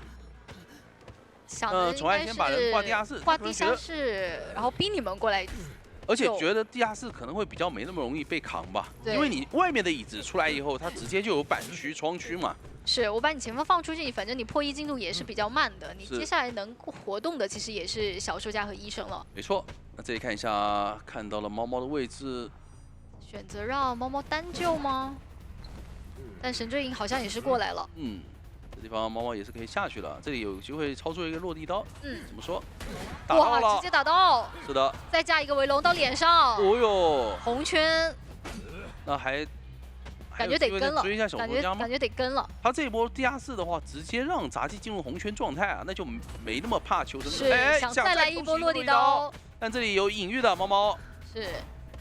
怎么说？能找到吗？他就在帐篷里面，他在帐篷里面。对，哎，好像把自己卡到位置里面去了。是的，刚好这里是一个死角。对。那这一波医生那边要去摸杂技了，看一下能不能快速的找到，不然杂技要被摸起来了。能起来啊！70多，起来了，找到了。但是这个情况，捏球蓄力，这里是有黑龙的。这个情况穷者就有点难受了，因为外围只有一个前锋在进行一个破译。没错。小说家一会儿还得交出自己的绝处逢生。关键是宠爱这波还可以把人给挂地下室，而且这个人是一个2挂。是的。这里因为有窥视者，所以起来都会比较慢一些。没错，继续挂地下室。那穷者这一波是没有化险为夷了，对，只有一个还在杂技身上，只能看这个医生的发挥了。先拿一刀，直接平 A。哎，想不救，我根本不救，我就在原地先调整自己的状态。对，但是可以打一个风鹿龙，把他们先拦在里面。是的。然后再架一个龙，随便出一刀，可以随便出一刀的。打到了。龙还是得拆才可以。没错。那这样的话，只能靠前锋了。前锋来了吗？前锋已经站到了楼梯上。做好准备。是的，前锋医生的组合准备来一波 OB。哇，这边医生。这是个永动机。是的。原来卢卡一直在找的是他。就当着跛脚王的面，就疯狂的在摸。你现在把愿力值全交到医生身上，他一会儿就把。但医生现在是一个比较危险的状态了，直接交龙把前锋给拦住。是的，就看。怎么说？哎呦，防到了一波气球刀。那稳定把杂剑员给淘汰掉，脸上是半状态的前锋。时间来到了5分钟。哇，又倒地了。这里前锋也要进地下室了。5分钟的时间，密码机3台都没有破开，看似酣畅淋漓的打团啊，实则是一团浆糊，完全被监管者给把控住了。我觉得主要是宠爱这一把的一个针对刀以及窥视者是限制到了很多穷者这个阵容的。是他现在很明确，就是知道说你们如果要玩那个套路的话，我把你们会的最慢的人放走，是你们剩下人再跟我玩。没错，这也可以再。拦一下，先拿一刀。那医生这里还可以继续把自己给调整过来，但调整过来也只有一半的状态。没错，想直接换出来医生。总之就是所有人总得有一个人留在地下室。没错，而且前锋也不敢在地下室这个位置进行 OB 了。对，自己的球量也不是很多了。现在前锋是挂飞，然后，哎，小说家直接贴下来救。那这里看一下，要不要再来个落地刀打一下？有这个想法吗？是，往往也是防了一手。对，可以打医生的针对。是。这个飞轮怎么说？飞轮了。感觉能摸起来吗？没有。还是差了一点点啊！这窥视者，如果不是这个窥视者的话，感觉是有一定的机会。对的。这小说家想过来吸一下自己的。想换位救人。没错。应该会拉远，直接换位，直接切兴奋，救不了了呀！没有救，哇，把猫猫的技能全骗出来了。第一波不敢掏，第2波补了一个飞轮，还是再次被打倒。没错。那这一波只要把小说家举出去，让他来不及救医生，他就有足够的时间，慢慢的去找杨洋的前锋了。虽然前锋在外面苦苦把机子补的差不多了，但是。你没有多少球量，状态也比较残。他找的方向没找对啊，选择往鬼板的方向去排，因为那边确实是有一台密码机的。对。过来以后没有耳鸣。对。哎，杨洋这里在摸箱子了。终点站摸箱子，看一下宠爱来得及贴过去吗？宠爱现在就是所有的机子都看一眼，没有躲动的话就沿着7耳鸣了。对，沿着箱子去找一找。这里能不能意识到？摸到了一个怀表也不错。对。比较能牵制。这一波其实这个范围他应该是可以确定往终点里面找了。对，得看一下能不能偷偷摸摸去两个人汇合，把猫猫给点起来。脚印出来了，没错。这个表其实也不太好辅助前锋去拖到很多的密码机啊。是，围龙是比较大的，还是能够再拖点时间。第二段表也直接交掉。对宠爱来讲无所谓，我只要看着密码机有没有在抖动就行了。你这个表时间它总是会过去的嘛。在你猫猫不起的话，洋洋你就是一个无效牵制。是。直接过，再补一个围龙。对。双围龙，成功关注了前锋。前锋最后一点球也是直接拉交掉。酣畅淋漓的八字龙。是的。还可以再玩，有刀了，飞轮规避。哎呦，刚好有一个小障碍物，对，把两个人分开了。最终也是打倒了前锋。现在对于宠爱来讲，这个前锋不能挂，因为这个前锋是挂飞，他还是得先去找到猫猫，找到猫猫或者找一下地窖的位置。嗯，还是有点担心，担心猫猫这里会不会往帐篷里面爬呢？猫猫已经往爬到了滑梯上面爬了。对，其实他再走过去2步，受路应该是能够触发的，但是宠爱没走过去。依稀记得在这边，他觉得是要往帐篷里面爬了吗？对。这样的话，其实也没有关系，因为小说家他会比前锋先淘汰，先淘汰，是的。所以他只要在前锋附近等着，小说家他一定是会交这个绝处逢生的。那继续找，总不能连前锋也搞丢了吧？再看一下前锋的位置。是的。走2步应该能看到了。马上找到了。嗯。那这一手先确定一下这里是没有位置就行，他可以站在前锋的脸上，然后去等这个小说家交这个绝处逢生。还以为2个人想偷偷的汇合。交出月龙。嗯，在小说家从上面又爬了下来，没错，他是真不屈不挠，在往鬼屋板区的方向在靠啊。是。哦，宠爱应该没有哪天觉得月亮河有这么大，但应该是看到了。是的。生命围龙到脸上。那前锋那边是交出了绝处逢生，然后再想摸一下箱子。嗯。因为对于小说家来讲，他是被放过一次的。对。一波看一下有没有机会。月龙的脸上，但是有飞轮的，看抬手还在吸。哇，这一波是宠爱骗了一下。对。然后洋洋摸了一个。猫猫也觉得他会骗自己的飞轮嘛，骗出招，所以没有交这个飞轮。这一波挂上的话，哎，远远的能透到前锋。好像是有看到了，看他的方向。甚至是直接交出了护腕。对。好像。排得很精准啊，应该是看到了，应该是透到了的。还有一个龙子的愿力值。对，我感觉他这个护腕是想敲过来，是不是有机会再摸一下这边的箱子？嗯，一个八字龙走位，但没到脸上。对，洋洋这个位置卡的还是比较好的，还有一个飞轮的博弈空间，过来得交了吧？哦，可以不交了，再举一个龙。在等，直接交出了飞轮。最终也是由宠爱率先拿下了一个4抓。嗯，在月亮河也是很能发挥的，但是关键点是在于，如果他这一把继续选择双窗，那他可能就要面对里面是一个气象啊，气象学家，没错，不太好去进行追击了，或者是飞行家，飞行家可能会放到了鬼屋的位置，放到别的地方，对，因为他这一把是带化险为夷的，是不太敢把它放在外面。起点的话是入殓是直接选到了。人荒桥的位置啊，3站那里，脸上是空军，没错。这样的话，应该不会去终点站了，直接追空军吧。嗯。看一下佩佩他选择的一个辅助特质是什么？没错。我是带了一手，直接冲着小王去了。这把小果冻选择往帐篷的内侧去进行一波牵制。没错，这里带的是一个闪现。嗯。这样的话。最终他可能会留在终点站这半场啊，不过也还好，毕竟双窗和终点那边的密码机是影响不到的。佩佩这里熟练度非常高，围绕这一块板先进行一波牵制。带的是快踩，我觉得可以先破板。是。对。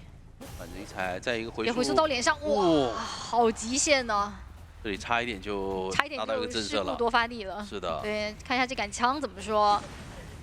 找了一个很好的角度，让佩佩没办法躲。其实佩佩是有意识想要往密码机方向来躲一下的。是的。对，眩晕时间比较久，往外拉开比较长的距离，还是能够进到前面的一个2板的位置。而且交枪的时机也是非常的刁钻啊，在你兴奋没好之前，他就把这个枪给交了。是的。哪怕你带的不是兴奋。对，硬走空地让你断影。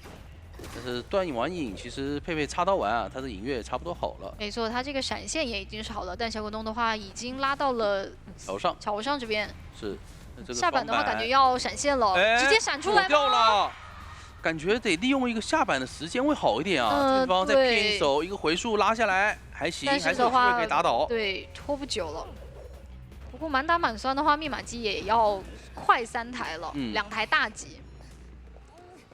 这样的话，终点站可以看到是双窗马上开掉了。飞行家选择提前交了一个喷气背包，赶路过去救人。好稳健，因为从桥上走的。本来空军其实是很耐做的。那这一手487一直在被追击。对，一波强风。强风先吹走。是的。哎呦，飞轮断了。补一下距离。是的。好，再回来打一下这波手椅。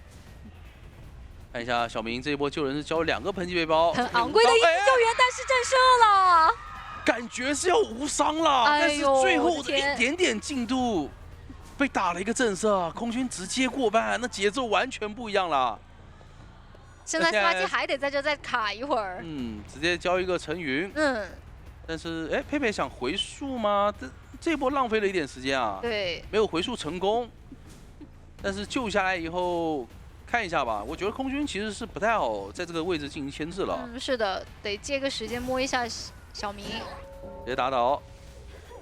那这样的话，空军挂飞，接下来飞行家可能要成为那个突破口了。因为如果说把飞行家给再次上移的话，其实求生者这边是完全没有化险为夷可以去拖时间了。是佩佩的话，这里来追一下487，因为刚才你的道具是交的比较多了的。是。腾云驾雾。来到桥上，我并没有上站台，看一下这一波还是要被拿刀了，一个回速架住板区，先拿一刀。出隐喻过来拿下这一刀。外面的密码机的节奏还是比较紧张的。如果说佩佩这一波把气象打倒，他有足够的时间可以去跟求生者打拉扯了，手上传送是好的。没错。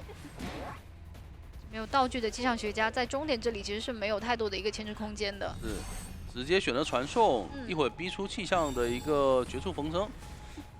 道具得先赶紧交。没错，小明3段高喷，但是喷的距离并不是特别远啊，他喷到了边上的1板1窗位置。这里有一个必踩板，可以逼他再破一点板，然后拖这个时间走下一个板区。是的，但这样的话其实。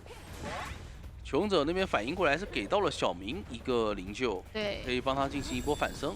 等于你这波传送出来，其实收益没有特别高。而且487交了绝处逢生，其实如果说佩佩再往外赶，那么通过这一段时间，密码机是有可能拖够的。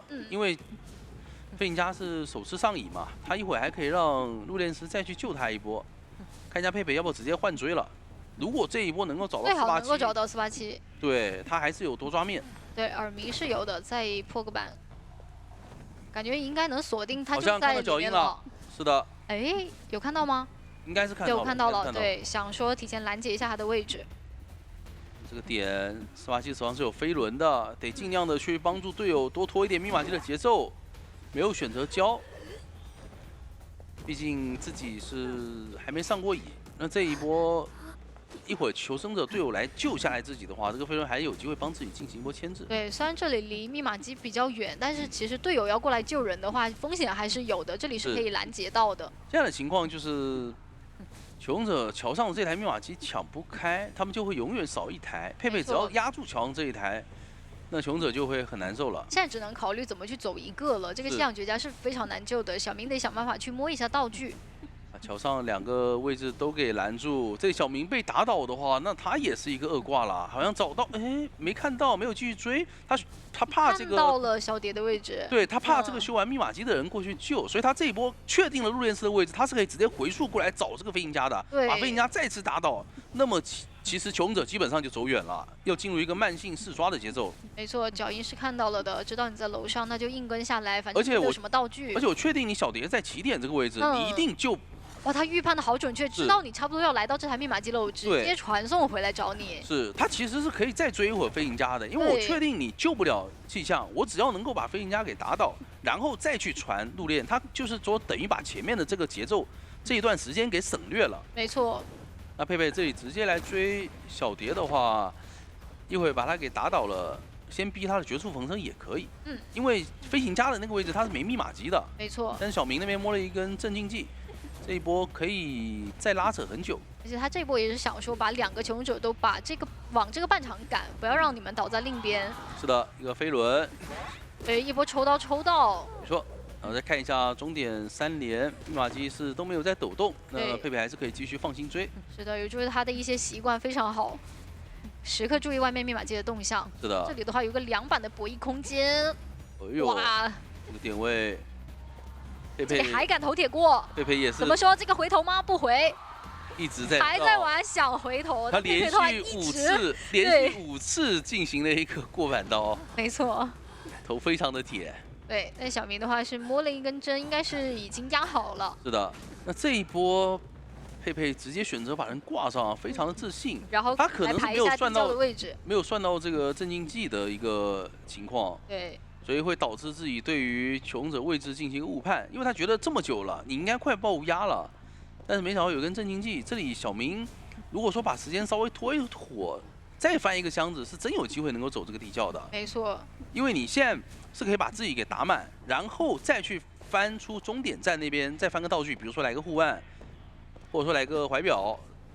哎呦，佩佩这边不太敢离开椅子了。我其实觉得是可以离开椅子的。你离开椅子，你手上有传送，终点站是3台密码机，你哪怕让他救了没有关系啊。这边是没有密码机的，你就让他救。求生者救人是没有收益的。对，你救下来你破译不了。对，就放心的出去找排外面的人。那终于大胆来到这个半场，感觉再走2步的话，耳鸣要起了。是的，这个点位起耳鸣了。耳鸣了。看一下他怎么排这个方向，他觉得在鬼屋 ，OK， 这里耳鸣断了，那应该往终点去了。没错。就对于佩佩来讲，贴身的话应该就要断的挺远的，他想顺便看一下地窖。那这样的话，一个回数。哎，但是好像他不确定地窖的位置，是小明那边感觉应该是能走了。对。先把自己扎满。好可惜啊！最终对于地窖位置的不确定以及耳鸣的判断失误，导致这一把是给到了跑1个的机会。因为从结局来，那前锋他其实可以不用倒地 OB 啊，他可以提前来 OB 的。如果说他在机械师或者说囚徒被追击的时候提前过来帮撞，艾维还是挺难受的。对，是的，其实今天就有这样子的打法嘛，我并不需要把你给撞晕或者怎么样，我只要撞到你追不上那个人，前面那个人他侵蚀度往下一掉，不好意思，你的节奏就得重新来。你只要附身进入 CD 以后，前锋的撞每一波都是非常都很致命，是的。好的，我们来看一下双方的一个选点，看一下机械师的位置，把前锋放到了狮子楼，机械师放到了小房，没错，然后大房的囚徒以及花圈椅的记者。对，上下是2-2的选点。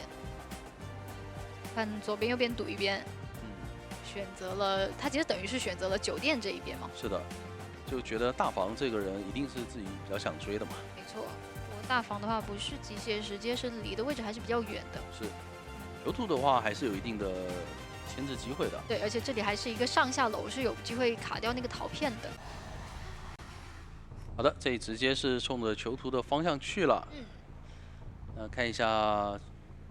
提前绕到了，甚至有机会吼，没吼到。对，他一声的吼没有吼到。是的，19的一个侵蚀度不是很高，感觉还是得控伊森出去找一下外面的节奏。是的，先给外面进行一波干扰。是的。这样的话，再慢慢跟着囚徒。基本上第一波我觉得是比较难拿刀了，但本体吼也规避掉了。哦呦，真敢翻，陶丽。确实。在这个点位，但是也算出了一个包夹的范围。那关键是这个点位，囚徒是有可能最终倒在这个3连上面，稍微干扰一点密码机。对，而且艾维的闪现也快好了，而且还有8秒交出电，然后再下板这卡一个双板的话，宠爱感觉还是得破个板。是的，是非常敢翻、啊。对，闪现好了，应该不敢翻了，得走了，得拉走了。真敢翻吗？哇，好吓人！这波翻过来的话，60的侵蚀度啊。没有打到闪现，没有打到震慑的话，其实也可以接受，因为它侵蚀值是一直在涨的。是，但是现在的话，直接吼到了闪现。那前锋已经来到边上了。没错，闪现交了，前锋是赶过来 OB 的。但是这个位置不太好 OB， 直接走了。落个陶片了，对。那其实密码机来讲不算特别多，因为本身这一把有一个前锋的存在嘛。对。然后破译会稍微慢一点，然后机械师那个点位可以帮忙补一下前锋的机子。是的，就整体展开了以后，还是得中后期看一下这密码机的破译节奏如何。前锋主动叠满自己侵蚀度，现在是13，这一波救援的话，应该是安排记者过来救的。前锋好像拉球了，想一起过来帮忙，那这样其实有点亏道具啊。前锋拉球过来的同时是被一神的本体吼给化解了，然后导致了这一波密码机是只有机械师和自己的傀儡在外面破译的。对，而且下来的话，李宝是直接红圈了，其实这一波道具就交的比较多了，收益不是很高。是。其实感觉前锋如果说来 OB 的话，应该得在囚徒吃闪以后，他得立刻过来帮忙撞了。这样的话，可能说节奏会好一点。再给到机械师落一个陶片，但机械师其实无关紧要。前锋选择撞救，但是这一波囚徒是可以被附身的。电也好了。对，就是艾维这一波想先干扰密码机，然后再拉回去附身囚徒，把它给处理的。对的。这里是有一个高低差的存在的，现在囚徒可以直接跟你卡在2楼上面不下来。反正我等你本体走到上面了再说。没错，这前锋还是一个满状态，其实还是有说法的。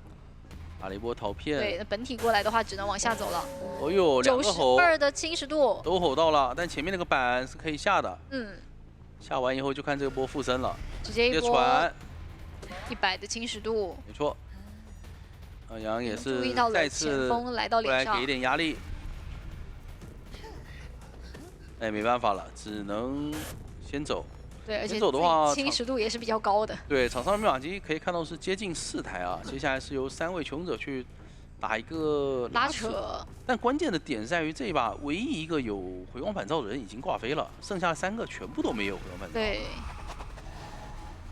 有可能成为这一局的一个伏笔的。是的。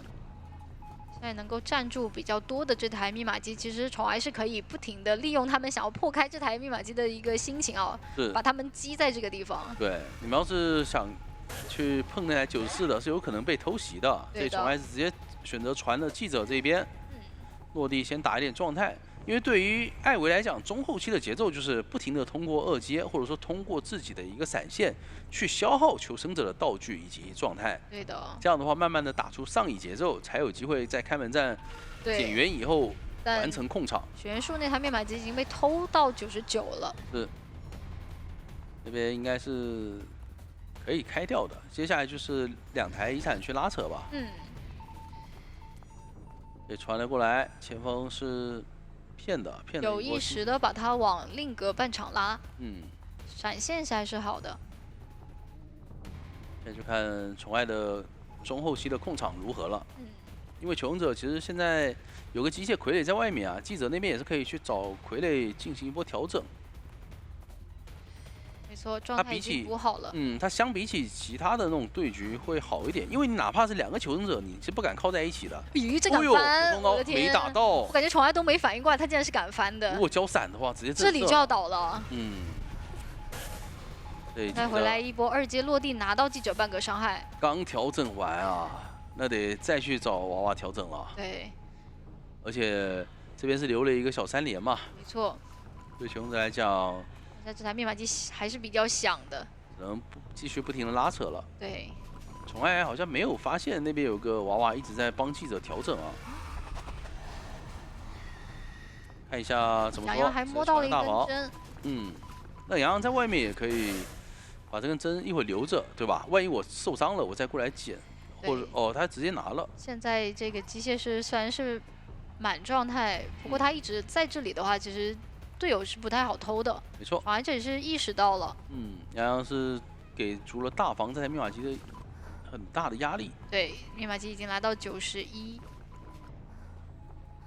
而且记者再次调整好，对宠爱来讲，想要两边同给压力，现在的话宠爱得来回控场。是的，有点难追击了。目前来讲，因为他那边机械傀儡是可以过会直接去点灯笼门的，贴在灯笼门边上。而且没有这个艾维的压迫感，中场的人就一直在偷密码机了。是的，大房已经到60了，大房也已经到99，对。但是还没有开，应该在等一个机会。在等你落一个陶片了，我再开。或者说等才是通电了。直接开了。是的。那就是所有人都散开，不给你任何一个闪现的身距。没错。这边机械傀儡位置是被排到了，选择直接附身。然后想先有机会闪倒吗？甚至机械师这里怎么说？有飞轮，还有飞轮，但是还是要倒地，平地要打倒了。对，隔窗刀拿到。没错，而且伊斯人在对面啊，那这一波宠爱开门战是瞬间打倒一人，对于他的控场来讲是非常舒服的。等于你两边门都已经站住了，对，中间卡的穷者只能够在中间罚站。其实我觉得猫猫这一波是不太该靠近这个门口的，他在大房卡着可能更好一点，因为你作为一个机械师，你是没有太强的牵制能力的。对，其实有点太早了。你要是说你这个闪现能吃出来的话，穷者可能会缓一口气，但你什么都没有吃到平地的话，其实后面就很难打了。他闪现吃出来其实都不太够啊。但那边门是要点开了，排一下前锋的位置。那边被点开就点开呗，他这里可以过来留前锋啊。对。这里是有一个闪现在的，是的，直接闪过去吗？看一下位置。哎，机械师那边被记者偷偷的救下来了。对。然后门是被傀儡点开的。那这里再挂上前锋，用伊森去赶路，找一下外面人的位置。对，这一波伊斯人应该是可以追上猫猫，但现在还得看求生者这里怎么运营吧。这个前锋还管不管？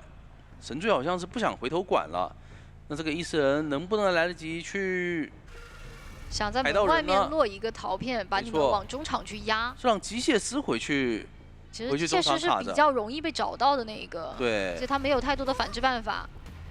那这一波落地侵蚀值也是非常多，98了，可以闪现击倒。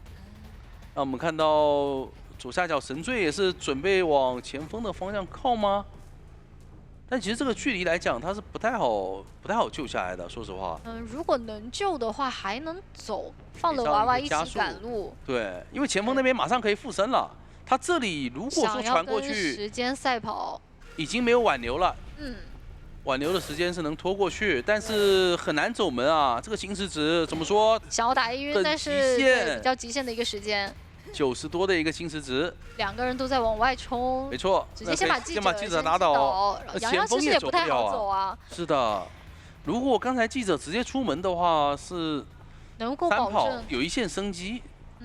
是一个3抓局，是有一线生机。如果说下半场佩佩完成4抓，他们是有机会能够平分的，然后拖进加赛。现在这一波，万一这个杨洋也走不了，那4抓就完全没有机会了。其实手上只有一根针的话，就很难操作了。现在就等本体到来就可以了。是的。神追那边交出了自己。看一下神罪的一个走位是在往地窖的方向靠，这样的话，哪怕前锋被打倒，他还有一个跳地窖的机会。直接传。可以把杨洋给打倒，但神罪好像还在，那这个伊斯人可以空去看一下，赶紧去门口加速看一下，来得及跟上吗？神罪手上没有飞轮，应该是能走的。看一下这波落地，98，很极限，还是留下了一线生机吧，只能说。对于喧嚣来讲，其实他最近的一些表现啊，感觉还是没有之前的统治力那么强了，有一定的下滑。对，求生者已经很会牵制了，而且他太吃张狂了。那求生者的想法就是，我前期都拉点，让你的张狂晚一点再起来。没错，所以对于苏打来讲，他想有一个后期争4抓的机会，感觉还是得带上一手挽留啊。对，那应该就是张狂挽留加一手移形了。对，直接点到了气象学家脸上，勘探人是在了大房的位置，幸而是在了散门的位置。中场的佣兵，这一波气象可以选择往中场。张狂挽留移形。是的，这里直接冲着小蝶去了。但小蝶选择往3连的方向直接拉点，可以跟你拉更远的距离。是的 ，L 型选点求生者开局都在跑图。是。这样的话，要往花坛的地焦点方向去进行牵制了。左边的窗可以考虑去翻一下，手上捏着一个强风，远程的第一个双惊喜上到了2颗惊吓标记。没错，利用率很高。是的，那这里得卡一下墙，防止被强风吹太远。对，也是预判到了气象这边会使用的道具啊。没错。那等下一个双惊喜，哎，补球扭掉了一下，但是第一个伤害来得很快。对，一个过板刀完以后再补一下，而且强风躲掉了，感觉自己要秒了。是的，白色的惊吓标记怎么说？等飞轮没有交出来，12秒的时间把小蝶击倒。是的，这一波的牵制算是比较快倒地了。但是飞轮还在，手上还有一次气象瓶的使用。看一下接下来的26有没有机会吧。这里还干扰到了队友的一个破译，现在密码机的进度可能会偏慢一点。是的，小明的位置已经被排到了，基本上是可以确定。哎，这里要无伤，那很赚了。对，那这波无伤算是争回来点节奏。是的，飞轮交早了，还是被拿到了伤害。大概知道了你的位置，想要说再看一下有没有机会摊一下是佣兵。那还是比较难的，因为双方惊喜只差1段了。没错。这里先捏一个暖雨吗？对，看有没有机会把这个2阶给弄出来。这一波挂上，那看一下求生者还要不要救了？因为对于求生者来讲，上一波无伤是很赚的。如果说再来救一波的话，让佣兵卡着，因为没有化险为夷，其实是比较危险的。没错。感觉他们好像还是有点想法的。小明已经准备要贴近椅子了。要救的话，迅儿这里这把枪也得考虑过来帮忙交了。其实他视野没有佣兵的话，感觉还是会无伤啊。又一个无伤，但是还好有移形。对，这一波应该会直接叫移形去堵住。移形贴到脸上了，脸上2个人。手上捏了一个层云。对，再把小蝶压回来一个层云，但是没过去，要掉下来。哎呦，这一波失误其实是比较伤的，比较致命的。但是对求生者来讲能接受，因为他们又是无伤，就虽然说星河也出动了，但是完全没有掉状态啊。对于3位求生者来讲，中后期都是能够扛压的。这一波26你追谁嘛？你追谁都不太好追的。那这一波的话，密码机加起来就3台多一点。是，接下来排到的位置好像是小果冻的迅儿，有半个球以及一个怀表，这一波是能够把时间给牵制出来的。对，优先来看一下这边密码机抖动比较厉害的地方。